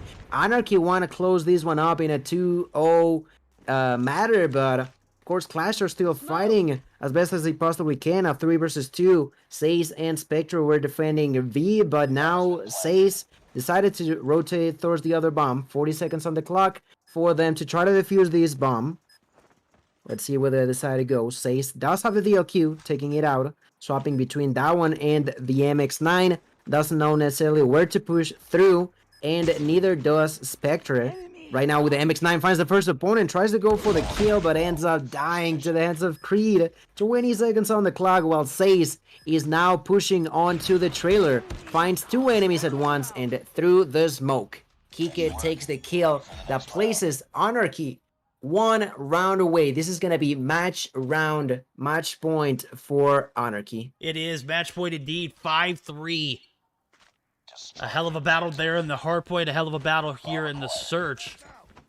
But Anarchy finding the strength to take the advantage and the lead. Now will they be able to capitalize on it? 3 people push in for Qlash in the trailer site. They're going to fall back instantly. Kike going to be spotted. Sandbag's not safe, but I do see a little bit of fallback there. Says in a very decent spot. The fact that he got there without anybody seeing him could be a huge factor if the guys over at Anarchy make the push up. Miney on the backside of what the push comes through for Creed. Gets information and is going to go ahead and capitalize with Don as they play the 2-for-1 trade there, or 2-for-1 gunfight. They win it. Back alley push might come through along with it, but a little bit of heat from Spectra. Panda finds Don. 4v3. Make that a 4v2 as Very picks up his 13th. Panda now going to push out, or that's Patron rather. Now going to push out mid. Shots are going to land. Puts a little bit of damage on, but does decide to rotate back. Bomb is going to go down here. What in the world was that? Very does take down Patron. Patron could have had an easy clean shot on Kike, but obviously the teamwork is unparalleled. Anarchy do take the series 2-0 on the backs of a 6-3 win in the Search or Destroy. GG's to both teams. That is going to be major for them in the point standings. That is going to be major as we are on the last bit of matches. But what a way to play for Anarchy. And what a way to play for Qlash. Like, it could have been either way, but Anarchy was just a bit more consistent on game 2 on some of these rounds, but in multiple situations it was just so neck to neck. And I was hoping that we could have gotten a game 3, but you know, it seems like this is the way that it had to be done, and Anarchy takes the 2-0 victory. And verdict once again, we're gonna have a bit of a hyper carry on the side of Anarchy. Barry ended up with 14 kills for himself. Yeah, dude, I'm gonna be honest with you. Last week when I first saw him sniping, I was kind of questioning it. This week, I see the transition is real, dude. 14 kills on board for Veery. Finds his little bit of mojo there with the snipes. Started feeling himself. As a matter of fact, towards the end of, I think it was like round 8, I saw him jumping, or round 7 rather, saw him jumping off top wood trying to hit some 360s, and he wasn't successful, but, you know, it's got to be a little bit of a confidence boost when your shots are on point there. That's going to be a massive advantage for Anarchy as they take the 6-3. Qlash, on the other hand, I said Panda was going to be the one that had to come through with a hard carry. Only able to put up 8 kills, but you got a sweaty opponent in Anarchy. Obviously, you know, you got your work cut out for you, and it just didn't pan out for him. So, very unfortunate for Qlash, very fortunate for the guys over at Anarchy as we take a look at the standings now, just to give you a little update. This is what I was talking about at the beginning of the stream, right before the series started even. You take a look at Anarchy now, they jump up to that 5th spot with 80 points on board. And that's going to leave Qlash on the outside looking in, 65 points. It's going to have to be a lot of, you know, a lot of shake coming through for them to jump that Gallant Esports roster. As a matter of fact, Gallant have a tough matchup, which would, you know, make it interesting. But in all reality, it's going to come down to how they perform on the last day. And the last day, I was taking a look at the remaining matches. They're going to be facing Nova, and we know how Nova has been recently. They have been on point, bro. Absolutely. Nova has been a team to defeat. They were the first ones to take the full matchup against Gallant at some point, right? Yes. They were the first one to hand them their first ever loss in Mobile Mayhem. So it's not gonna be easy, but there's still hope. Like, they already took the first step by defeating their opponents today, but I mean, not much to say. We'll have to wait and see. That was only the first 2 matches of the day, verdict. Now, as we are getting ready for the second half of them, but the leaderboard has already been shaken today. It has already been shaken, and you know what else is going to be shaken? This next series. I see already Stamina already piling into the lobby. That's right, guys. Stamina and Gallant Esports are coming up next. Don't go anywhere. We're going to take a short intermission, get these teams in to the lobby. It's going to be a hell of a series. You don't want to miss.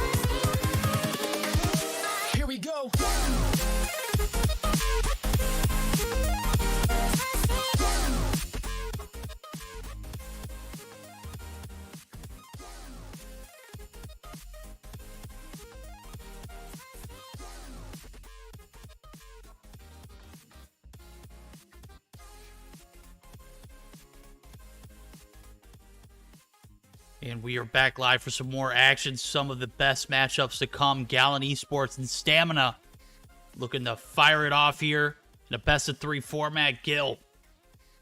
So this is one of the matches that I said was going to be a highlight match. Bro, this one better deliver, right? Yeah, I mean, we're going to have the top 1 seed going up against the... At this point, I think they are 4th, if I'm not mistaken. I want to... Gallant? Oh, no, they dropped to 6th, yeah, with the Anarchist win. They actually went to 6th, my bad.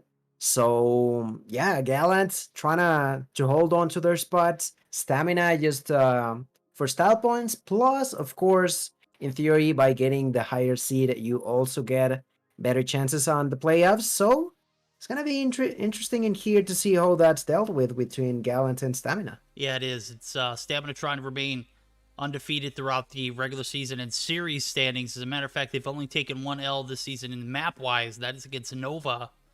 Have yet to drop a series, and off the bat, I'm looking at it. We only got 4 players in for the hardpoint for Gallant Esports.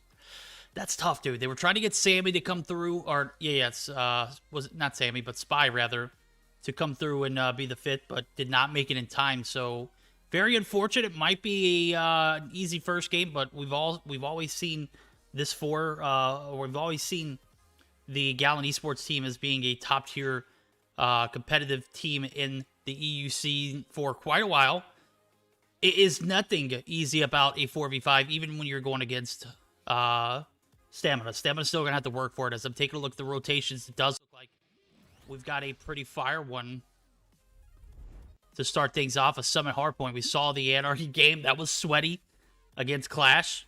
Last second push to that P3 spot, man. Bro, if you missed that series, you got to go back and watch that Hardpoint. Summit Hardpoint, start things off. Firing range, Search and Destroy. I know it feels a little bit like we just seen these two maps. We did. The only thing different about this series is Takeoff Domination. That's going to be the third one if it does go to a Game 3. Kinetic Armor and Annihilator bans for both teams. No map bans. Strategic? Or silly? Yeah.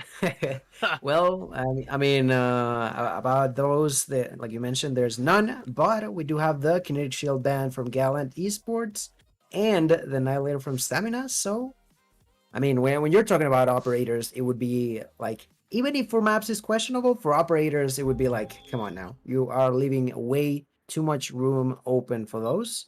So yeah, game 1 is gonna be on the go, and like we previously mentioned, seems like it is going to be a 5 versus 4.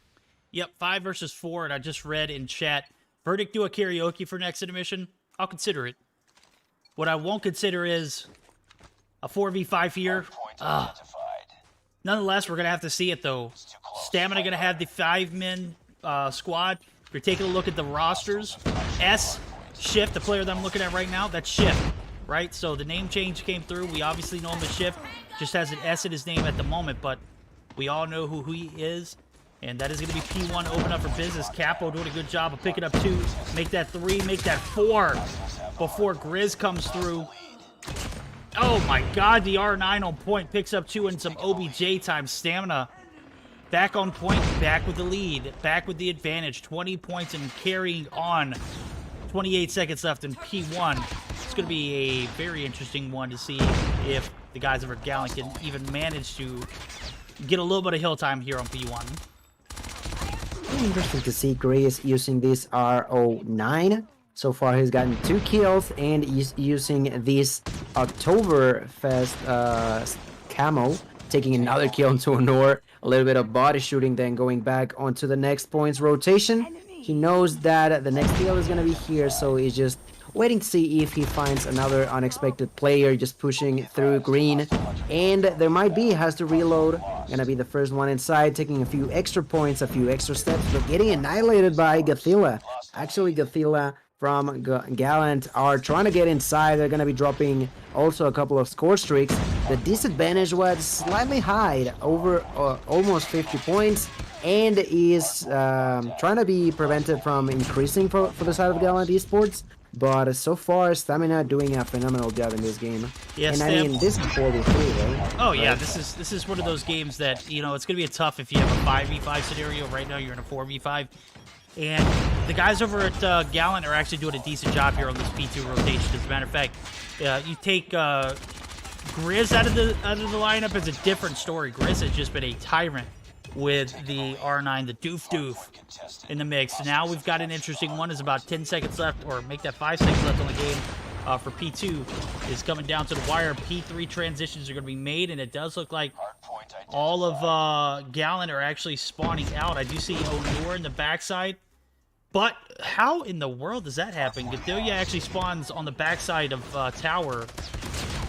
Is able to win one gunfight, but is he going to be able to pull out the Death Machine and get the second? Ferrari does bite the dust. But as I mentioned, Grizz just being a tyrant here in game number 1, just continuing to do Grizz things, and the push comes through middle lane. Onur stays alive, but Gathelia drops. Stamina yet again with the advantage.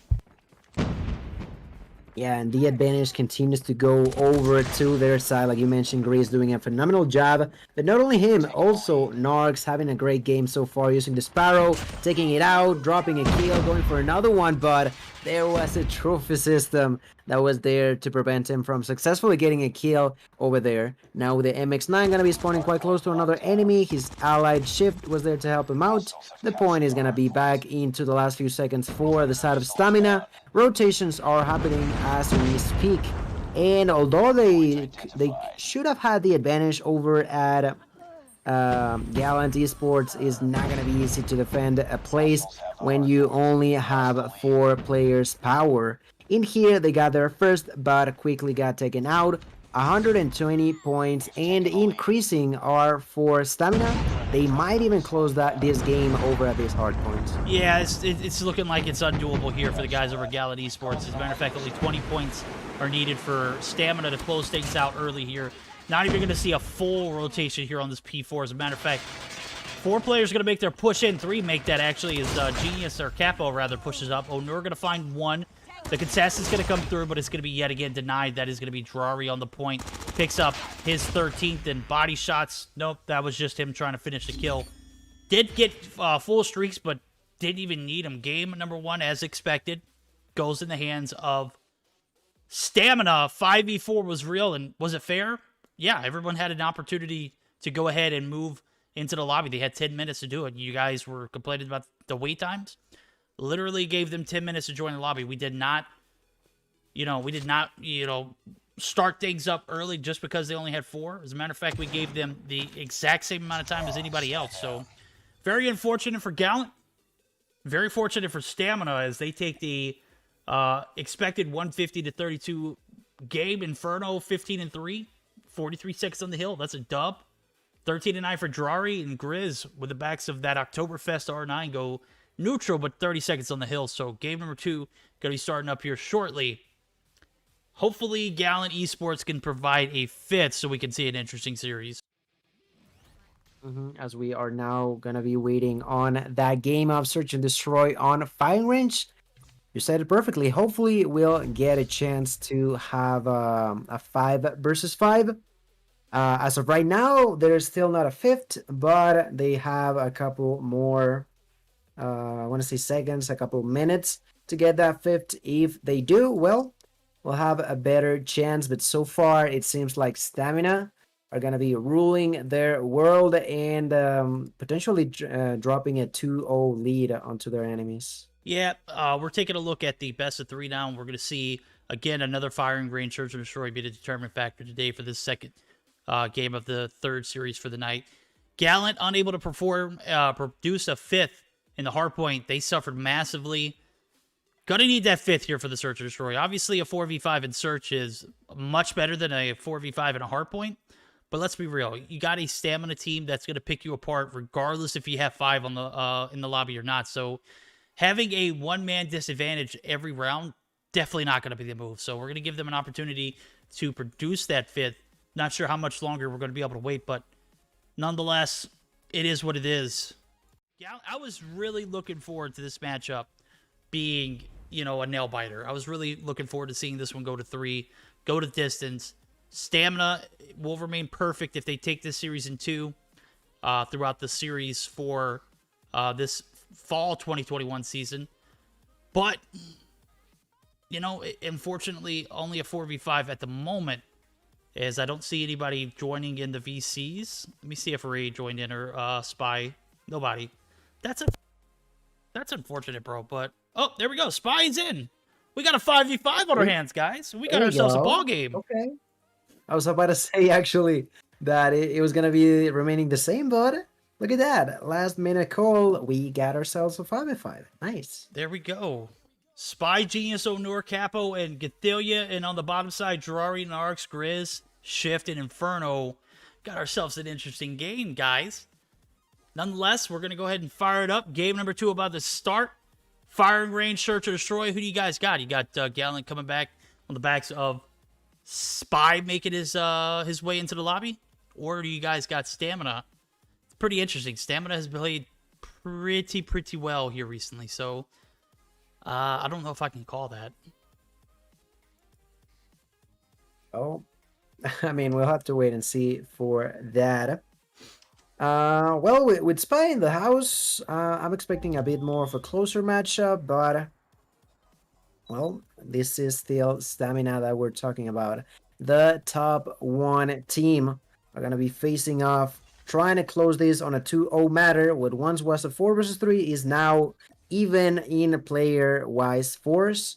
So, game number 2, who do we start with? Verdict. Oh, we're going to be on board with Narx, bro. He is hands down one of the best snipers in EU. We're going to give him a little bit of airtime now as round number 1 starts up. We are going to see a little bit of a conservative play here. Drari actually going to pick up first blood. Massive takes down Onur, and the shots are going to come raining in. We're going to see the push come through as we do see Drari gets the clearance on trailer. Grizz finds one. Grizz drops. Spy going to pick up his first blood, and it's a 2-for-1 trades, and it does look like Shift's not going to waste time. However, Narc's going to take down Gothillia as well as Genius taking down Inferno. Still a 3v2, make that a 3-0. As first round is done, Stamina looking pretty decent. Yeah, Narc's quick scoping his way to victory. Got 2 kills on that round. Drari also got 2 kills. And the last one was for Grizz. I do gotta mention there was a raid from the Nominate. Welcome to the stream, everybody, and thanks for raiding the channel, Day. Yo, Day Poggers, bro. Hell of a raid. Let's go, bro. How was Vanguard? Hope you guys enjoying the Search and Destroy display here as we get geared up in a round 2. 1-0 advantage in the series for Stamina. Have an opportunity to close this thing out 2-0 fashion, but Gallant producing that 5th should make it interesting as we see one go down. That's Grizz. Not sure who picked up that trade as I was looking at. It could have been Onur. It was.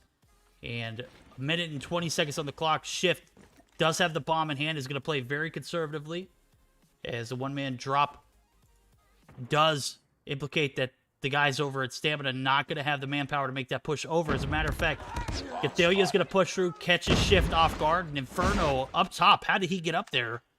I don't know, but he did find one on Gothillia, evening things out. 3v3, Narcs picks up the bomb. Now we got about 55 seconds for Stamina to make this play over towards the A site. 3 versus 3. The bomb is currently being carried by Narcs. He is planning it right now as we speak, but receives a little bit of damage. No problem. Drari is there to defend his allied. Takes that kill onto Genius, and now Spy and Onur have to close this one up.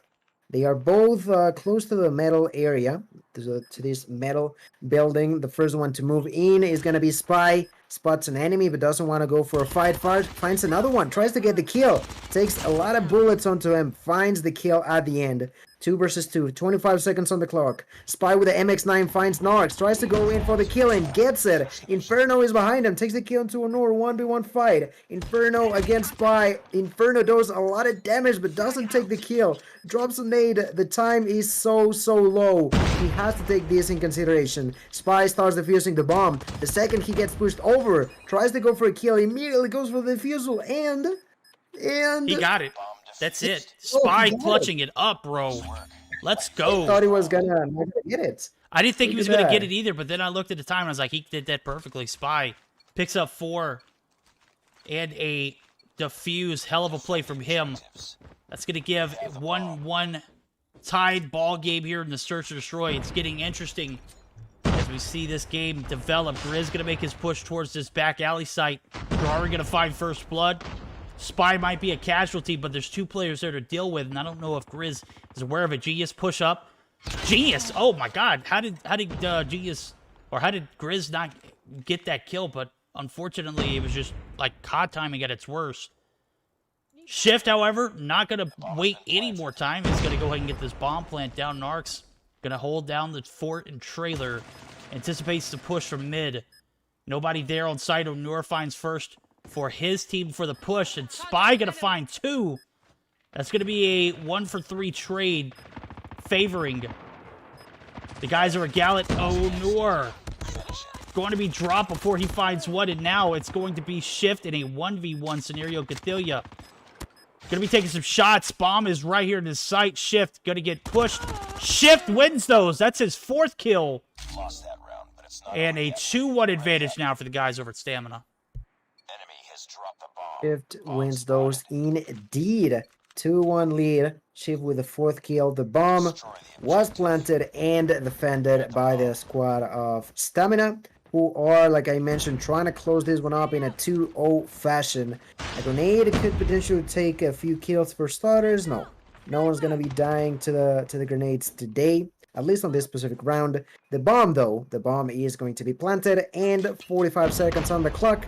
And it is ticking down against the odds of Gallant Esports, who, for those who didn't know, they already lost game 1, and they are on the brink of losing this best of 3 if they cannot step it up on this game. I'm watching up Yathila right now playing with MX9. Currently over at Wood, finds an opponent, but through the wall, I think he got killed by Inferno in there. Yeah, Inferno took a kill. Inferno took a second. Goes for the triple and gets it. Just like that, the bomb has been defended, but Capo now pushes inside with a shorty, takes that kill. 1 versus 2. 8 seconds on the clock. Grease is trying to work his way onto being a distraction, but not enough of a distraction as Capo was there to defuse that bomb. GG's from Gallant. They collect themselves, get the 2-1. Grizz and Trailer gets taken down. Genius gets credit for the kill. Capo on the shots. I saw dude just absolute violate on the front side of Trailer. The shots were just too OP. And that is going to be Gallant evening things up. They need a game here to extend this series. Grizz going to make his push up. Grizz going to find the shots, threads the needle with the R9. And Stamina now have a 2-man advantage on the backs of Shift, picking up 1. Bomb is going to be pushed over to the A-long area. We're going to see the rotation over to the backside of Showers. Grizz actually going to be making his rotation over. Strari going to find one. That's Capo. Capo finds one before he drops. It's a 4v2. Spy going to be taking some shots. Not going to be anything to worry about, though, as he is going to make his rotation back over. Onur in a compromising spot here. Inferno up top tower. Bomb's going to be planted. Inferno looking to take some shots. He is going to be spotted. Onur knows he's there. And that is going to be Onur left to pick up the pieces. Spy takes down 1 before he drops. The push comes in from up top, and that is Inferno. With some well-played shots there. Some patience paying off, and we're going to flip sides. 3-2 advantage for Stamina. Inferno just making up that sniper camp of his own, just ruling the world of the opponents, rushing in there. This time around, taking a different approach as, like you mentioned, they are flipping sides, and now they have to defend these bombs. So far, they have formed the wall off of this map, waiting for anyone of the side of Gallant Esports to walk his way there. Capo finds the first kill onto Drori, opening up the floodgates for the team of Gallant Esports, dropping a few nades, still surviving this interaction, but first blood was for Gallant. First blood is in favor of Gallant. As a matter of fact, they don't have a push yet. As I say that, 3 players are going to make the alley push. That's going to be Spy, Gathilia, and Capo. Capo going to hold the backside. Inferno waiting for the push, is going to take 1 shot, misses. Bomb's going to be planted. Spy going to go ahead and execute that, but bomb has been planted. Onur finding Narcs. Massive. 2 drop. Capo gets the shots to land. Grizz going to get 1. Shift going to get 1. Grizz drops. Spy picks up another. Oh my god, Shift. I didn't know you could snipe like that, my guy. Just 2 OP. Capo and Onur left. Capo straddling the bomb head glitch. Onur playing the backside on the rotations through mid. He spots him. Shift. Going to be caught out in the open. Shift. Nowhere to go. Capo going to clear it out, and that's going to be 3-3 now. As things are getting down to the wire here. All tied up yet again. Well executed 2-man drops for Stamina. Gallant collect the bag, and they finish that round off very well. Tying things up here. Getting pretty spicy now. As we do see anticipation building for Stamina. They don't want to wait anymore. Drari going to make the push in. Drari finds 1. Frontside Wood covered. Capo finds 1. Taking down Narcs. The OG sniper of this EU scene. One of my favorites to watch. Capo absolutely obliterates him. Inferno there to pick up the refrag. Isn't going to be able to get the shots to land. As Capo actually going to be able to make the rotation towards this bomb site. Gathilia does have the bomb in the actual wood area. So the spot is on. We're going to see the push come through. Capo finds another. That's Riz. Oh, Capo finds 3. 2 players left. Oh, a 4th. Oh my god, Shift. Last one alive. Spy going to ruin the ace. And that is going to be Gallant taking the 4-3 lead. My god, that triple P is the 4 kills that Capo got. After a slow start, I think he didn't even get kills the first 3 or so rounds.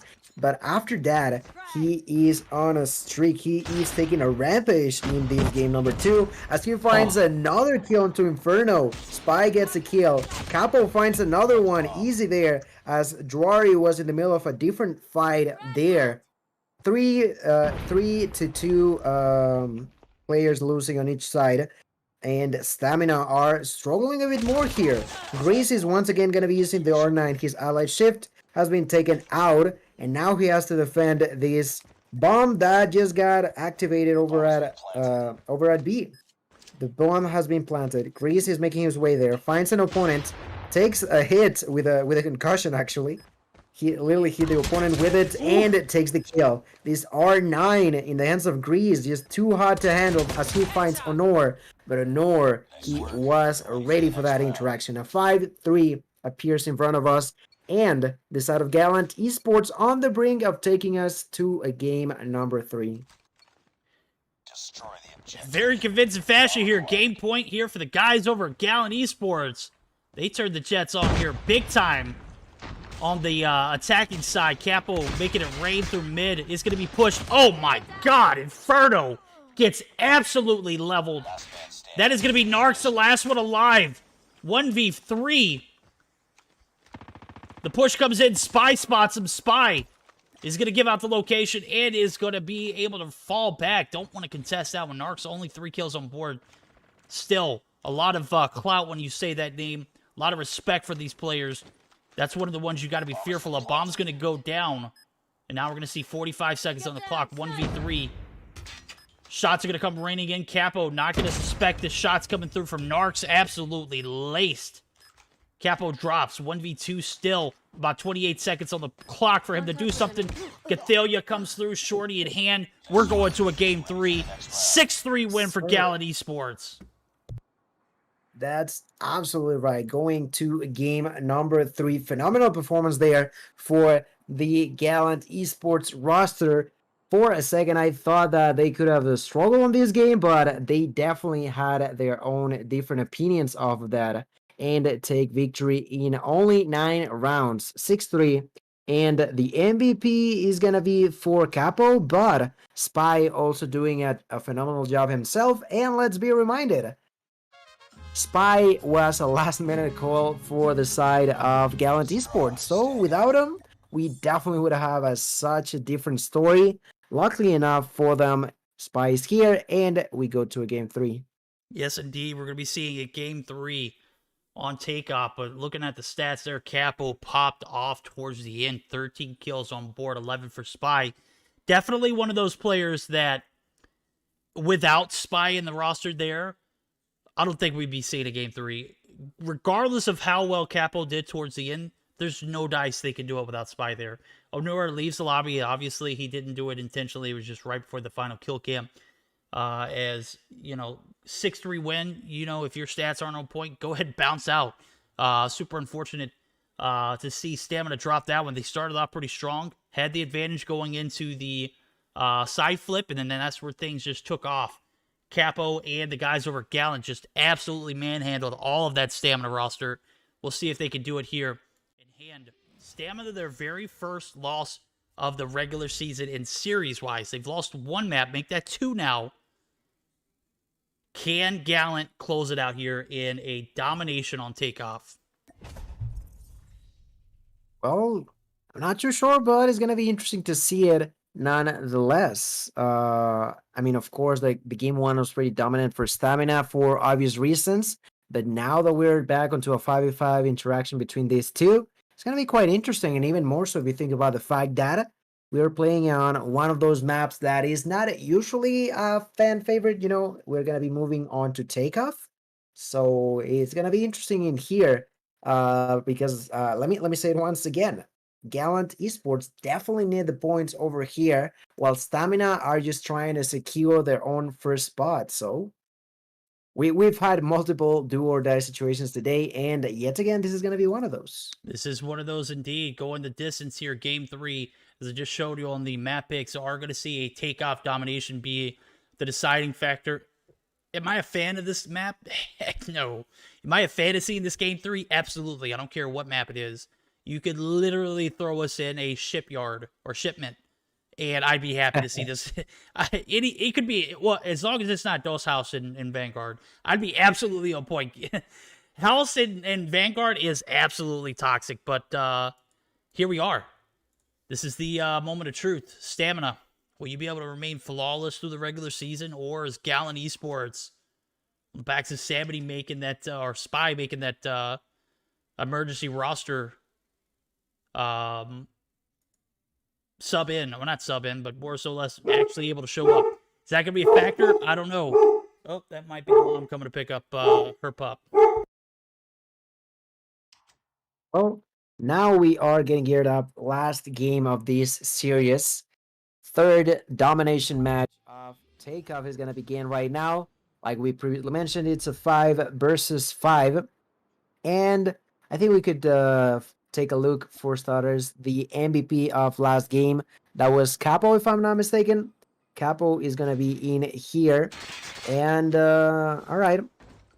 Yeah, okay. Everybody's connected. For a second, I thought that someone was going to be unable to get inside of the game, but we're good. We're good. Okay. Are you back here, Verdict? Yeah, but give me a minute.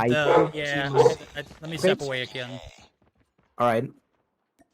Well, I'm gonna assume that we are indeed with Capo currently capturing Charlie and dropping that nade. He's gonna be using this Holger and defending the spawn flag. We know how interesting the rotations can be in this map, and it's one of those that it takes more importance onto how you want to approach the double capture. If you either want to take an anchor flag, either Alpha or Charlie, or and then take B, or you can also go for the long run and actually try to capture A and C.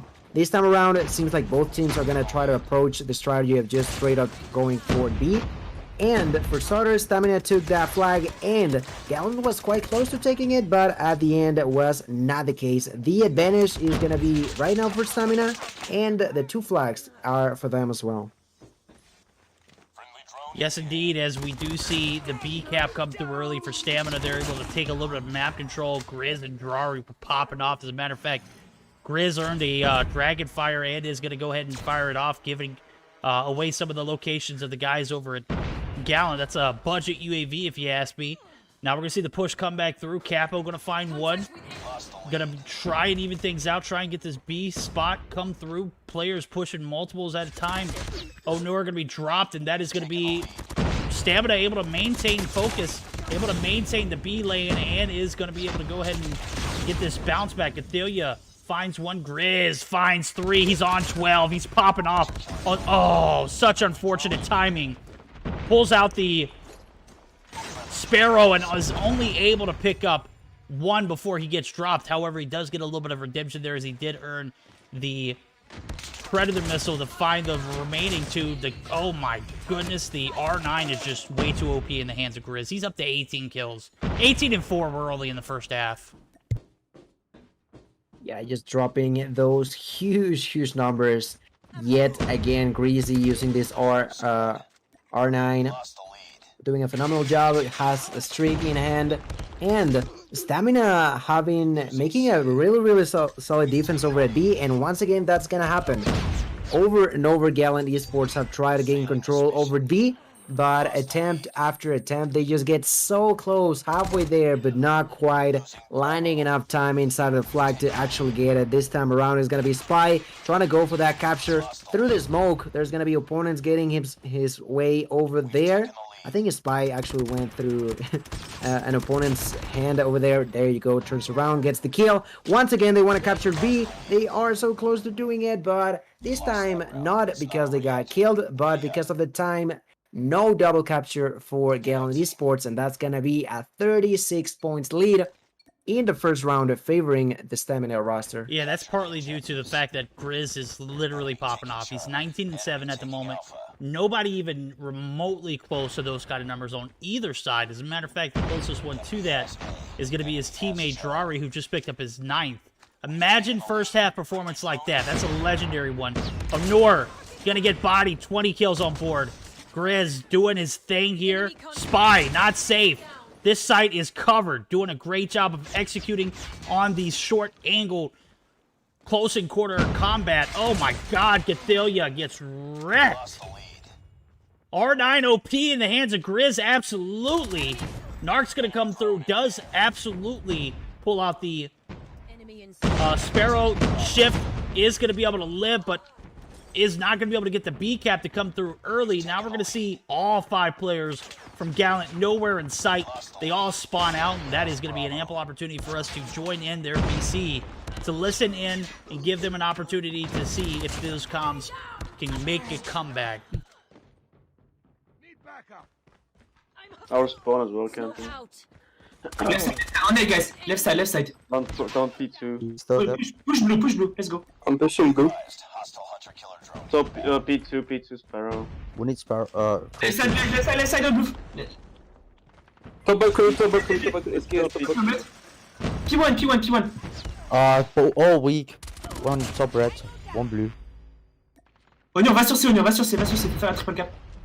Ah mais ouais, qui joue là frère? EDF. Blue ticket. Ticket. I want his ticket still. Two ticket. Go big. Wait, chauffer. Non, SKS. Top balcony.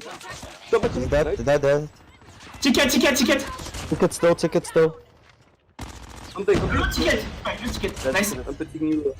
Okay, we need to chip up. One more. Nice. He's top yellow with the SKS. Watch out. Window. Dead, top zero. Dead. I spawn C. One ticket.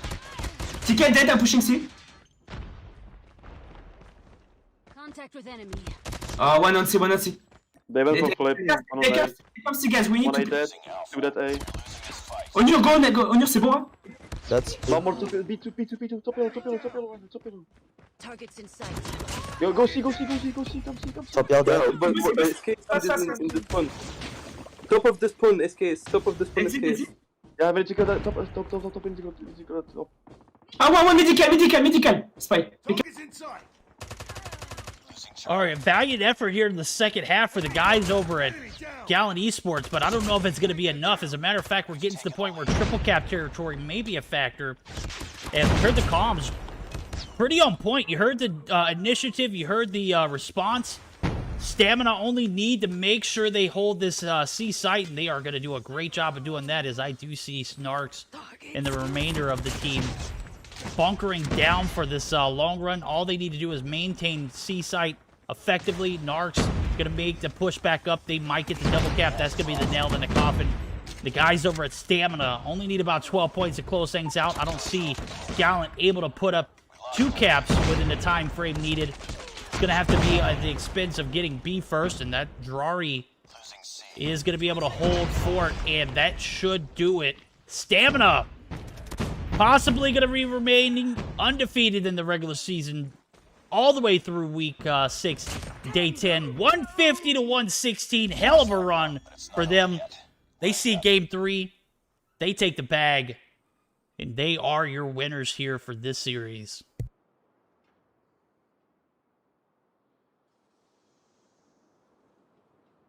You're muted. Thank you. Once again, Stamina gonna be showing why they are the team with the most points in the leaderboards right now for the Mobile Mayhem. Just doing a phenomenal job yet again. Grace ended up with 27 kills, only dying 19 times. May have not been the OVJ player that you would have expected, but when you're ruling your opponents the way he is, you just gotta know that you have to. You're just trusting your allies, right? While you are taking some of those kills, you're gonna trust that your allies are gonna help with the OVJ's department, and they surely did. They came in strong big time. Gallant Esports definitely had a valiant effort. You know, they were quite close for a moment, hardest to capture that triple cap, but at the same time, Stamina knew how to play it. When you only need a single flag, of course, you only have to defend it, but at the same time, don't stay too far behind, or else you might actually end up choking with the pressure of opponents. They didn't do that, and they took the lead and victory of this series.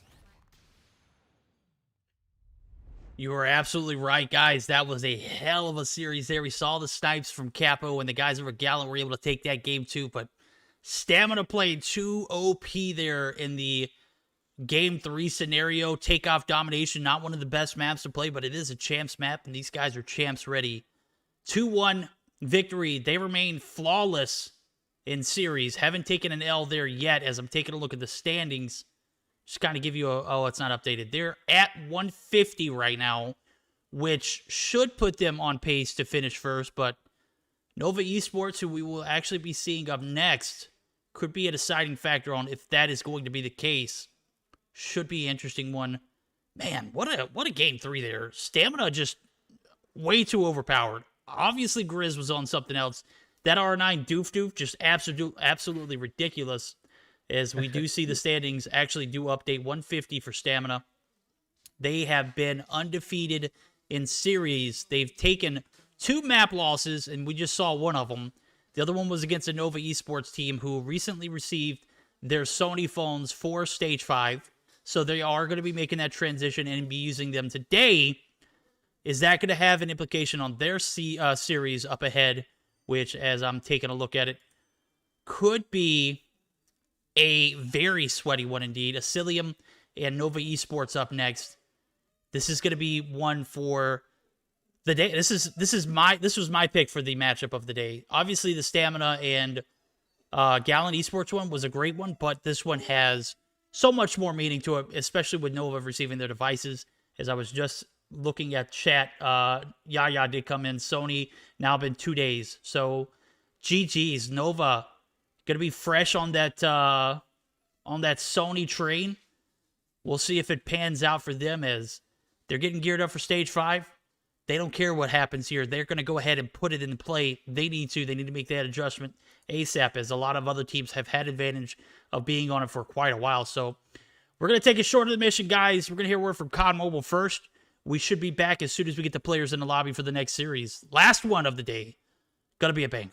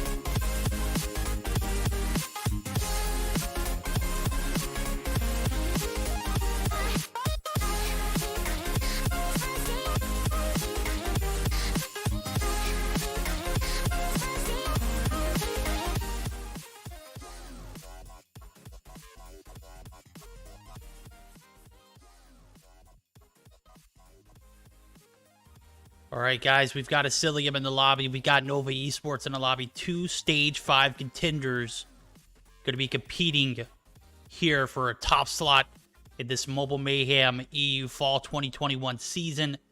We've set the stage right, man. We've had pretty decent matchups so far. One go to a best of 3. Actually, 2 went to a best of 3 due to a DQ. Now we've got one that may go the distance as well. However, what I will say is... Let me transition real quick. What I will say is... Asylium been playing so great recently. And then on top of that, Nova Esports just got their Sony phones. Put those two in the same lobby, and I don't know, man. I got a lot of respect for Nova. Obviously, they got to make this transition. They got to stick to it because they got to make that stage 5 run. But with the way that Asylium is playing, bro, it's gonna be a difficult one. Yeah, they're gonna be unforgiven. Like, they know that maybe they're not gonna be at their fullest quite yet because of the phone situation, but it doesn't mean that Asylium is gonna give them an easy walk to the park, right? They are gonna try their hardest, and they will make sure that they capitalize on as many enemy mistakes as they can. And what about us taking a look at the map rotation verdict? I got you, bro. We're actually going to start things off with a raid hardpoint, followed up by a standoff search or destroy. And if this does go the distance, we'll see a firing range domination. Asylium, opt to ban, Hackney Yard map, as well as the Annihilator operator. Good choice. Nova Esports opt to ban, Takeoff, as well as the Sparrow. And just a word to the wise, I was just mentioning Asylium being a top contender ever since they got that, stage 5 invite, a little bit, second shot at life for stage 5. They have not lost a single series since the rebrand / re-invite to stage 5. So that'll just tell you how well that they have been playing. Like I said, a week and a half ago, they were sitting at 25 points. This week, they have 85, bro. And they got an opportunity to take a Nova team down in a best-of-3 format that looks pretty decent. I love the rotations. Raid hardpoint, standoff, search or destroy, firing range domination. This is a classic scrim rotation. This is, if you ever played scrims back in the day, this is where it started at. All right? This is the basics. Now, Nova are going to have to relearn those basics on the backs of having that new Sony device. We'll see how it pans out. I think we are good and ready to go. Old Season 1 stuff. Ronald says. Absolutely right, bro. Oh, you said it. Hard point on raid is going to be the first one. Going to be quite interesting to see what the deal is going to be on this first match.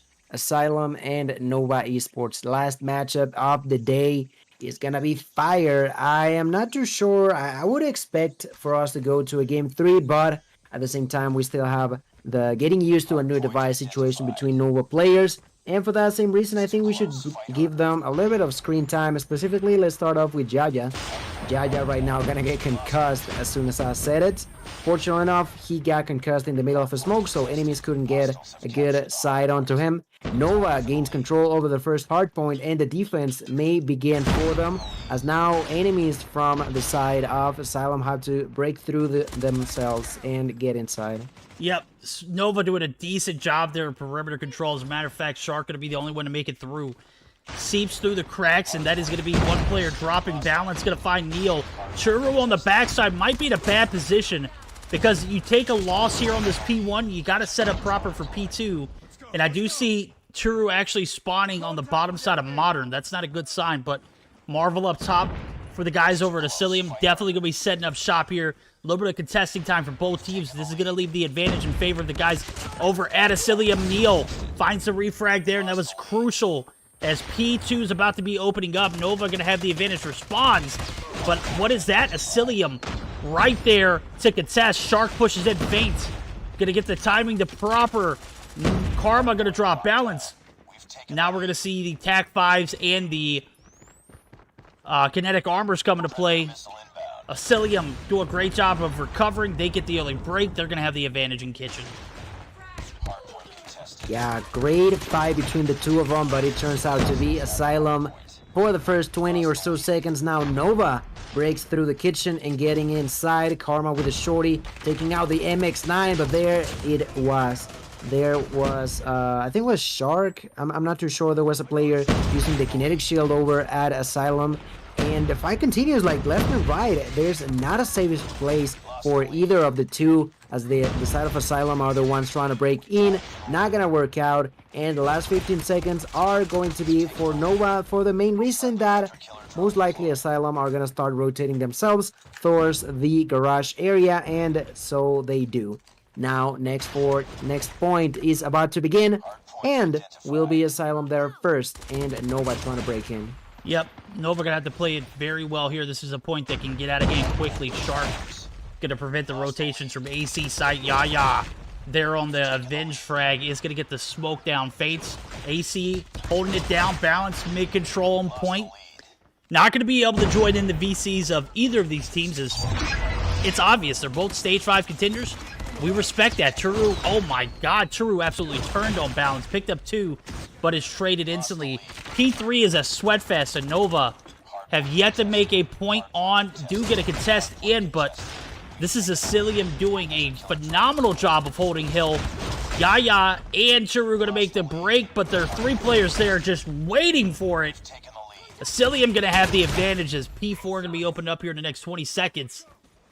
We're going to see all of Nova make their focus towards that P4 area. Shark on the flank trying to get some map control himself. Could be devastating if he gets one of these kills and one of these players spawn out. We'll see how it pans out. Turu on the inside of Kitchen taken down. Where does Turu spawn? Turu spawns mid. Right outside of the point. And this is devastating. Fates comes through and picks up an easy kill. 4 players on point for Nova though, so a phenomenal job of recovering. And that is going to be Nova able to get back in the advantage here in P4. Neil with the death machine was trying to defend that area, ended up getting a single kill, but then taking out himself. That is going to be the break from the side of Asylium, and that is just bad news for Nova players, as they were already on the bad side of the points, losing for about 50 or so points deficit as we speak, and on top of that, with Faints and company being inside of the kill, that is bad for Nova. They're constantly trying to get inside. They have gotten laid to the last hard point. They got here first, but then got taken out quite easily by their opponents. On top of that, the side of Asylium has plenty of streaks to be used, and with almost 140 points I think they're going to be getting, I think this might be GG. On top of that, I just noticed Balance has a Goliath in his hands. Verdict, I do believe that Asylium are going to take this one home. They might. They only need 8 seconds. So, you know, I'm going to go ahead and say this. I've seen crazier things done by this Nova roster, but, you know, I made mention of them getting used to this Sony phone. That could be a massive factor here in this series alone. Neil gonna hold down this money room area. Suppress Balance. Cannot be suppressed. Is gonna have the sentry gun to go along with it. Has the Goliath if needed, but I don't think it's gonna come down to that. Shark's gonna evade the sentry gun there. Karma gonna be able to utilize his kinetic armor. The contest comes through from both teams, but all the guys over at Asylium need here about 5 points. They can get it easy if they have a collective push. Marvel there on the contest is finally going to be taken down, and it does look like all the effort for this P5 is going to pay off. 2 seconds left. 1 second. Contest comes through. Karma going to be taken down. Marvel and Jazz going to pick up those last 2 kills in a dramatic P5, ending 150 to 94 in favor of the guys over at Asylium. Massive dubs for them to take the advantage in the series. So I'm taking a look at the stats here. Stats don't lie. Balance, anything but Balance. 24 and 14. A minute and 1 second on the hill. Phenomenal job from him. Absolutely fried the entire game. On the flip side of things, Saturn started off strong. Kind of fell short, but literally the only player on the Nova team to pop off and go positive. Obviously, they're still trying to make that transition to the Sony phones. We get it, dude. Well worth it. Invest in that time. It'll be a tough one to accommodate to, but it'll pay off in the end. And still got a lot of faith here in the Search or Destroy for them to take us to that game 3. Yeah, and that last P5 was definitely a good proof of Nova showing to us that they are more than capable of doing it. They are only on the process of, you know, finding themselves on the new phone, but that P5 was definitely a good one. They took control over most of the time, and although it was most of the time when your opponents only needed 8 seconds, well, the slightest of you losing control ended up with Asylium on the top, who take that victory and a well-deserved one. You know, they also played pretty phenomenally, did an amazing job for themselves. Most of them were on positive numbers. I think everyone, if I'm not mistaken. No, I think most of them, not all, but overall a great performance. And of course, gotta mention, props to Balance being the MVP. With what I think he got closest to the most time inside of the hill, and clearly the most kills with 24 for himself. Absolutely, bro. Popped off. Balance 24 and 10, a minute and 1 on the hill. I think Jazz had a minute and 12. There's a few other players who put up. Feints was another one. Feints put up a minute plus on the hill. So that's a big factor, especially when you got Nova who are making this accommodation. You know, game number 1 doesn't go your way. You still got a little bit of left here to make something shake, as we're going to be flipping sides. Nova going to be on the defense. They don't have to be aggressive off first. And Asylium, if they can keep that same energy from game 1, I don't know, bro. Nova still have a shot, though, as we're going to get geared up for a search and destroy and standoff. Ronan, go ahead and flip those so that way we have everything on point when we go into the matchup. Should be an interesting one. I'm banking on Nova taking this game so we can see a game 3. But obviously, the guys over at Asylium, again, they're on the come up. They're 3-0 in series. As a matter of fact, I don't think I've seen any of their series go to a game 3 since they rebranded slash, got that stage 5 fresh invite, a little second chance at life. They could close it out here and continue that undefeated pattern as they are taking down the Titans and Nova. And man, that hard point was a perfect example of how well they have been coordinating. As the P3 point was absolutely dominated by them. P4 transition was on point as well. They get the retake early on in P5. All they really needed to do was just put a few points on, and sure enough, they close it out. So, game number 2 now, going to be a different factor. We'll see how the guys over at Nova adjust here in the Search and Destroy. It's going to be on a standoff map as we're taking a look at the rotations and everything. If we do see that game 3, it will be a fire and rage domination. I'm expecting Nova to step up here and take this game, but again, Asylium have been very dominant recently. They have been pretty dominant, and Nova have a tough situation in front of them, but they still gotta deal with it nonetheless. Game number 2, Search and Destroy on standoff, about to begin. Game and potentially last game of today if Nova can't pull it through, but like you mentioned, we gotta believe that they may be able to at least push us to a game 3. That'd be pretty nice. From there on, of course, like, I don't necessarily have a favorite, but it'd be nice to see a third one nonetheless. As we start with this game, we have the side of Asylium being on the offensive roster. Balance is the one carrying the bomb. Marvel finds the first blood onto Karma, immediately trying to capitalize on those. The trophies were not there early enough, so Balance had to wait a little bit longer before planting the bomb. He starts doing it, and that's 45 seconds for the side of Nova to try and defuse that bomb. Yep, they're going to have to get a 4v5. Oh my god, Saturn's gets a hit marker through the wall. Neil going to be taking some shots this week. Yaya going to find one. That's Jazz. Trades are through 1 for 1 so far. Bombs planted already. 26 seconds on the clock. Neil looking to make the rotation over. Fate's on the backside. Marvel gonna find one. Fate's gonna find one as well. Turu now gonna pick up his first. Is gonna have Balance to deal with as well as Shark. As Neil finds his first. Balance gonna get pushed. Balance gonna drop. Shark is gonna be taken down. And it's Nova with a massive first round. They get the bomb defused. They're gonna have the advantage. They're going to hold the power here. And like I said, I want to see that game 3 Nova. I need 5 more rounds like that. Yeah, that was a really good start for the side of Asylium, but they definitely lost control. 1 second they had the player advantage. The bomb was ticking down. The timer was really low, but they couldn't capitalize on those, and Nova did certainly good enough to actually end up with a dub as Yaya finds the double. Karma gets another kill. Marvel does get to answer back with the sniper. But this is now going to be a 3 versus 2. I see that Faint is in the middle of 2 players. currently here at Granny's, taking out the shorty. His allied falls to the hands of Turu, and so does himself to the hands of Karma. Yet again, gonna be in favor of Nova. We needed 5 more rounds. So far, there's been 2, but really, really great performance of them so far. And although I do see that Saturns might be the one struggling over here without a heals just yet, his allies are definitely putting in the work so far. Saturns is here with the DLQ with the other camo, you know, one of these that you get from zombies, and in my opinion, one of the best ones out there for you to get for free. Absolutely, just a beautiful piece itself. Balance going to go ahead and plant that bomb. Beautiful work from Asylium. They coordinate, make it happen. Turu going to be taking some shots, but is able to take down the Goat Shark. 4 kills on board for Turu. Balance, however, taking matters in his own hands. It's going to find 2. Neil going to get a refrag there. 2v3. Neil on the barrel side does not see Balance. Balance does see him.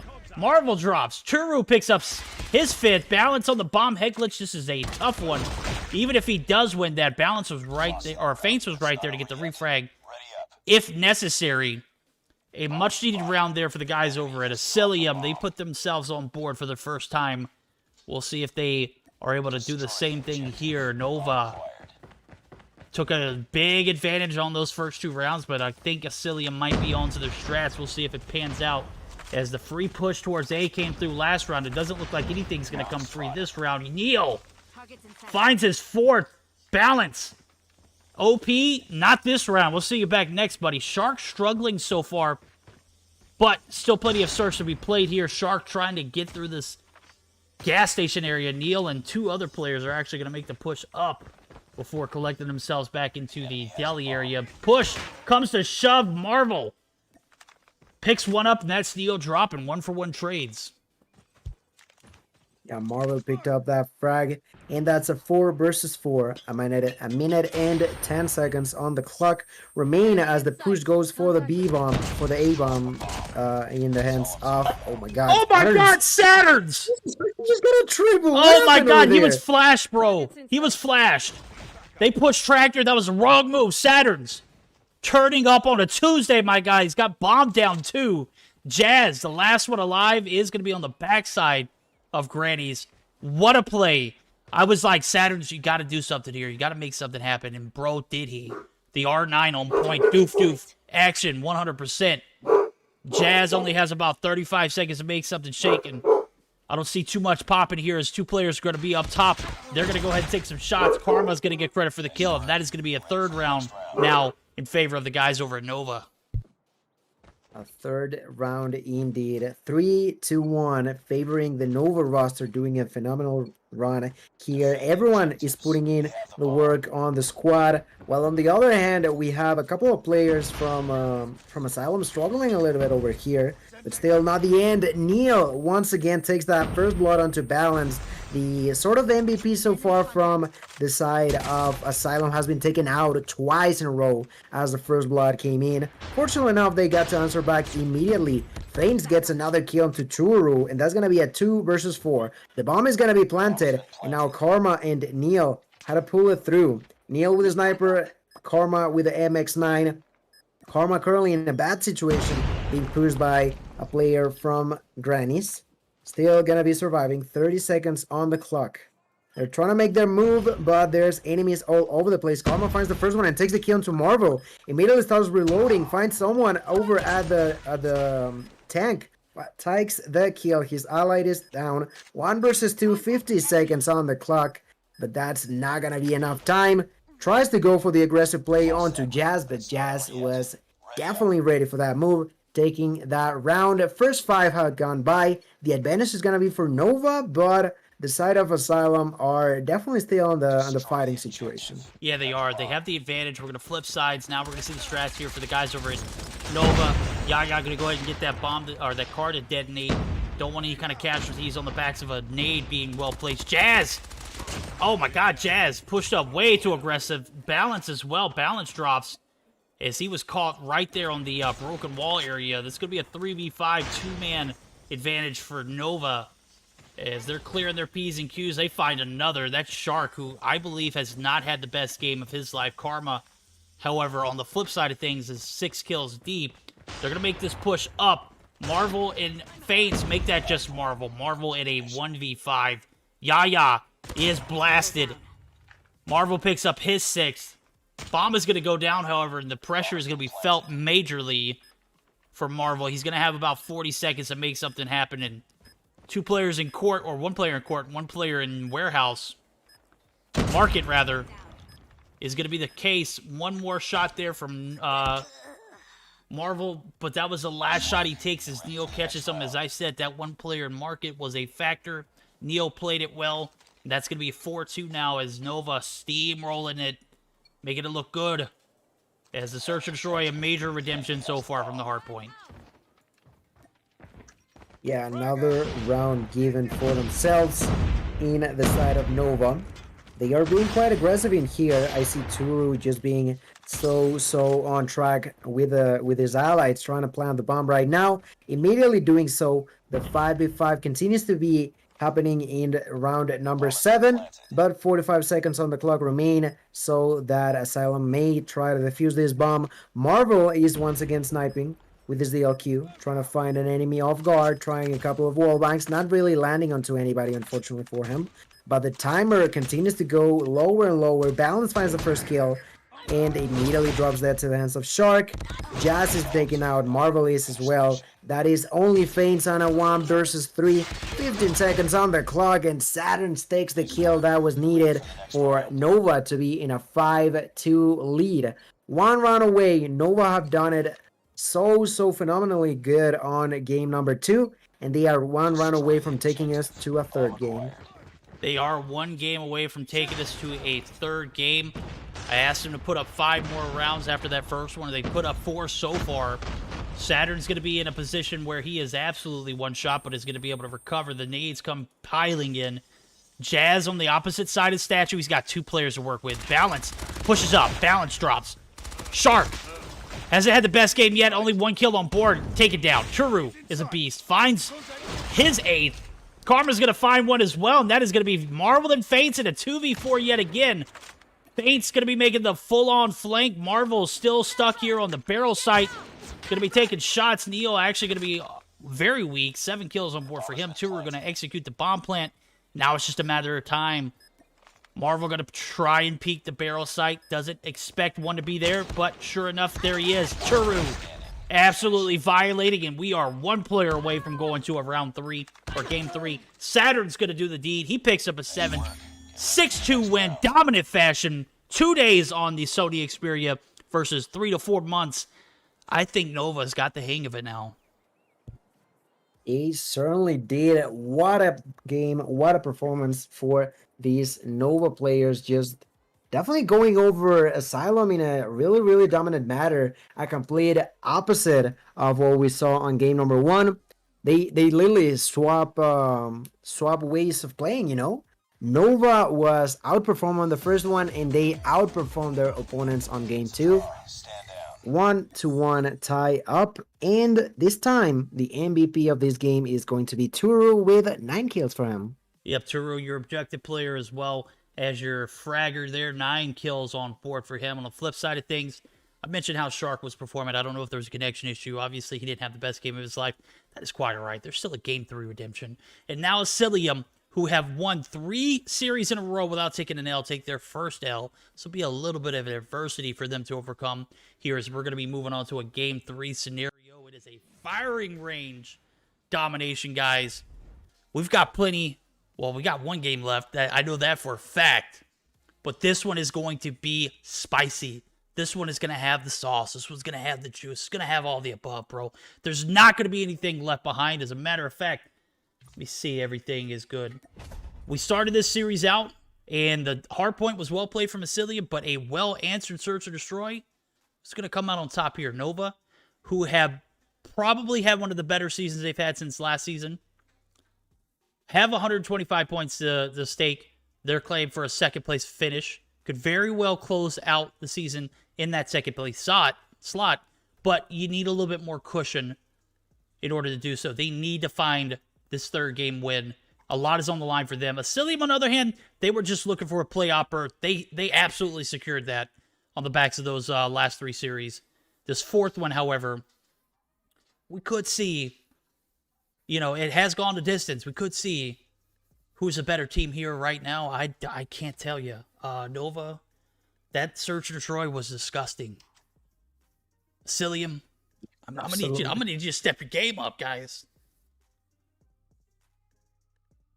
Yeah, at this point, we're all set up for the 3rd one, and I'm not too sure what to expect. Like, we've seen both teams struggle, both teams be dominant on each game that they won. So let's see what that's gonna be about as we move on to Domination Firing Range, the final game of the day, the final game of this series, the final one. Like, no more games today. And for this final match, I think we can try to start spectating at Shark.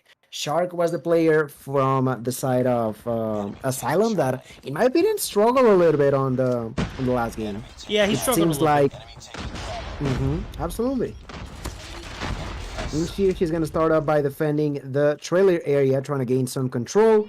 The first initial flights are gonna be captured, and well, at least he has not been taken out. Finds a couple of enemies, but every single time I feel like his allies are just one bullet first to take those kills.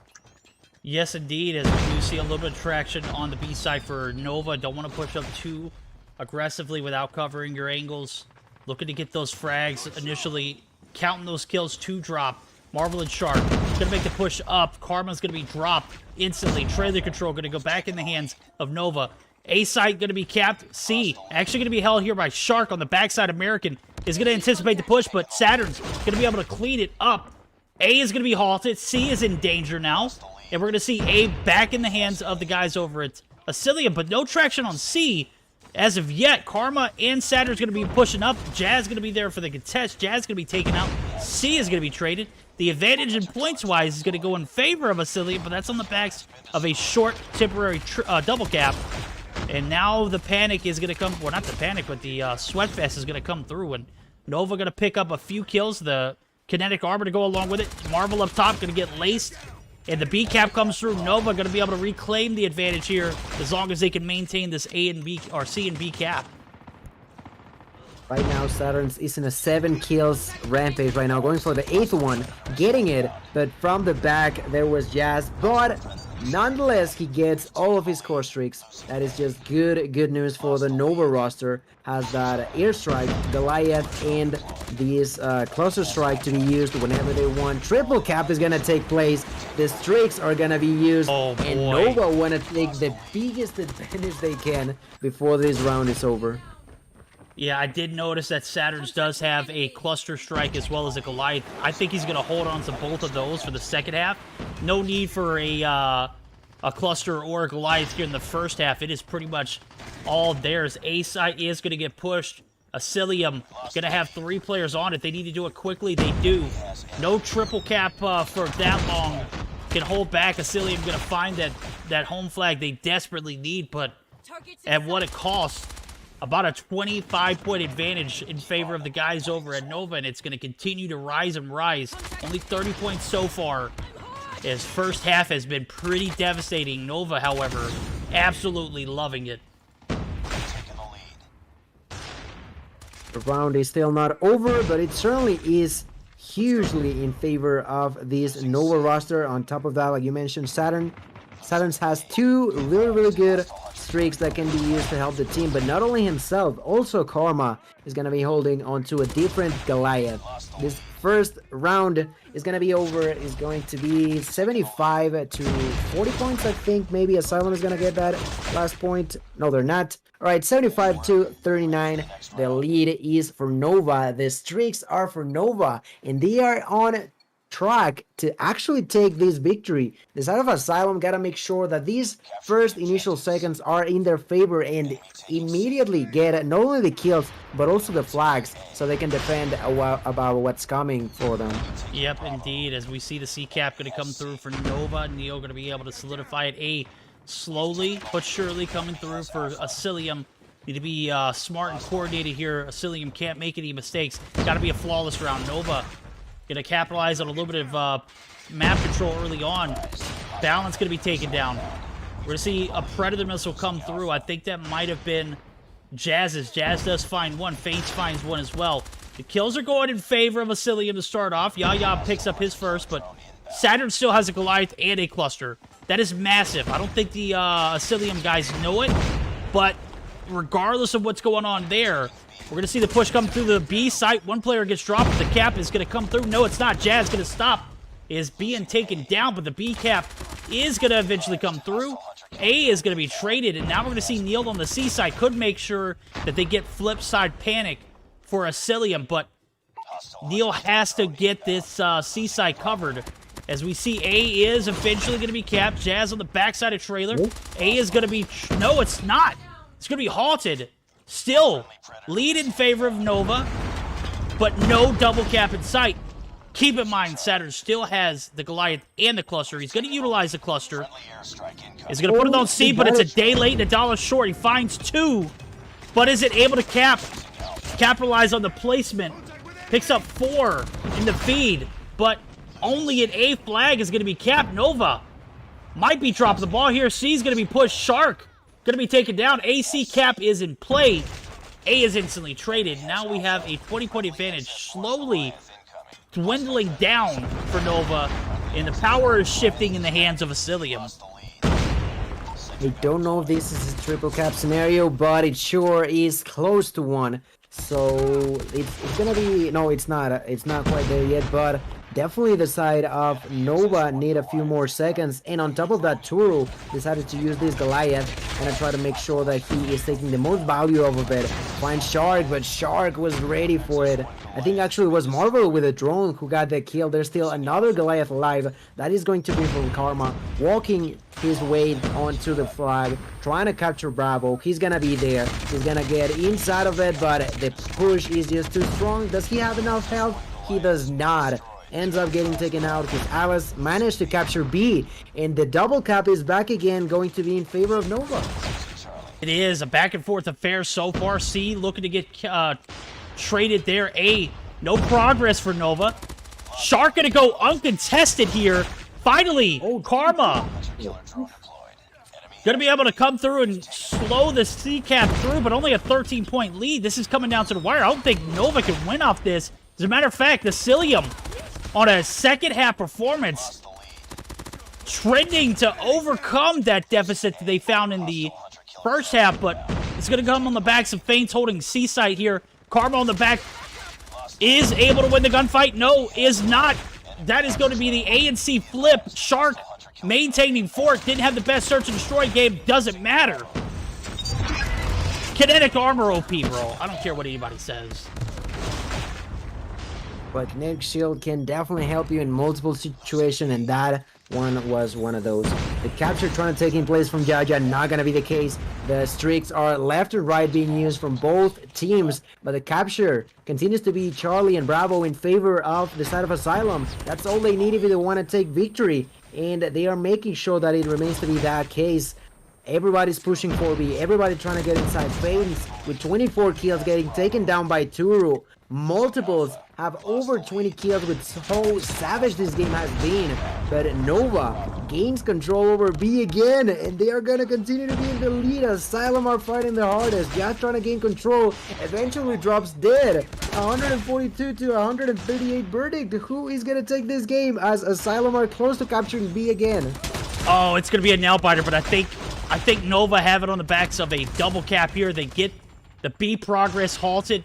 They take this series. They take it 2-1, 150 to 141. A dramatic way to finish the night off. Nova, on the backs of having their Sony Xperia phones for 2 days, take down the Asylium roster, who has been dominating for the past 4 streams. They take an L 2-1. Massive win for Nova. Massive way to end the night. Massive shout out to both teams. That was a hell of a game. Yeah, just phenomenal way to end today's matchups. 150 to 141, just so close to one another. The first round was definitely for Nova, but after that, Asylium had the best of fights that we've seen today for sure between these two. Ended up being in favor of Nova, who continued to be on a great streak. Asylium was also in a really, really solid streak, but unfortunately for them, it ended today against a really dominant roster. Like, there's nothing to be sorry about. Like, both of them were really, really strong, but unfortunately, we can only have one winner, and that is going to be Nova. Is going to be Nova indeed as they take the series. Taking a look at the scorecard, 24-17 for Feints. Top of the board for Caps as well, 10 on board. But then you look at the side of Nova, 26-24. A lot of perseverance there. 32-17 for Saturns. Bro did work with that SKS. I think he might have heard me making mention of Space's class. You know, that skin that he used, yeah. exactly the same one that Space uses. Has those clean iron sights. Absolutely dig it. He popped off with it. Second half, the same as first. But, man, what a collective effort for both teams. 150-141, that came down to the wire, guys. That was by far... I should have said this was going to be the best series of the night, because I obviously misspoke earlier when I said that the Anarchy and the Qlash... Don't get me wrong, the Qlash and Anarchy games were epic. The hardpoint was a banger, but it stood no close to this series. Yeah, absolutely. Like, today we just had so much of action between all of these different teams. It's hard to pick one specifically. You may have a different favorite match of the day to what we are saying, but overall it was a blast. It was a banger, like you said. It was going to be a verdict. Absolutely. Absolutely, as well. As if you're just joining us in, we're going to take a look at the results from the day. If you missed it, Bunker Esports take 3 games over Meseeks. DQ1, 2-1, Meseeks fumbling. Qlash take a 2-0 L from Anarchy. That matchup had a lot of implication, and Anarchy showed up and showed out. If you didn't watch it, as I just mentioned, the hardpoint was a banger. 2-1 Stamina over Gallant Esports. They are undefeated in regular season play. They're going to be moving on to Thursday stream. Not sure who they'll face. I'll take a look at it in a second, but yeah, I know you guys caught this one. Nova Esports popped off. Even on 2 days of the Sony Xperia, 2-1 lead over the guys over at Asylium. As we take a look at our standings. Stamina, 150, obviously at the top spot, but Nova right there underneath them. They've only taken 1 series loss this season. That was against Stamina. Asylium right there underneath, 90 points. They earned those 5 points, extending their top spot over Meseeks, who have 85. Anarchy rounding up that top 6 at 5, and Gallant Esports with a solid 80 points of themselves. The rest, Qlash, going to have one more day to perform in order to get that spot, but it's going to go against a Gallant Esports team, if I'm not mistaken. Let me take a look at the... make this quick so we can go ahead and get on with the raid, but taking a look at the matches for next week's stream, or next Thursday stream, this Thursday. Bunker... Oh, no, I'm sorry. Aphelion versus Bunker. Okay. Nova versus Qlash. That's tough, dude. That is a tough way for Qlash to end the season and potentially not make that playoff run. Meseeks versus Gallant. Stamina versus Anarchy. Oh, that one's going to be a good one. That one's going to be a phenomenal one. Stage 4 champs rematch. Let's go. Let's go. Yeah, I mean, that Qlash versus Nova is going to be fire. Absolutely. There's no doubt about it. Oh, yeah, absolutely. Guys, we're going to take a minute to thank all the admins, mods, Gilmania especially, dude. You are absolutely OP. I'm glad you were able to fill in while Imperium's doing PMPL. He'll be back next Tuesday, and that's right, guys. I know I put it on Twitter. We're going to be doing Mobile Mayhem next Tuesday. It's going to be Mobile Mayhem, but Imperium and Verdict are going to be a maid outfit. So get prepared for that. Be sure to put it on your calendar. It'll be either Tuesday or Thursday. Nice. We'll let you know. Give a shout out to everybody. Gil, you were great. Guys, thank you for stopping by. I think this is one of the better streams we've had all season. I appreciate you. Don't go anywhere. We're going to get ready to raid my guy, Denominate, who also co-cast with me occasionally in Mobile Mayhem, but also co-cast with Bobby on NA. He's going to be playing some Vanguard. Be sure to show him some love. Tell them Verdict and Gil sent you.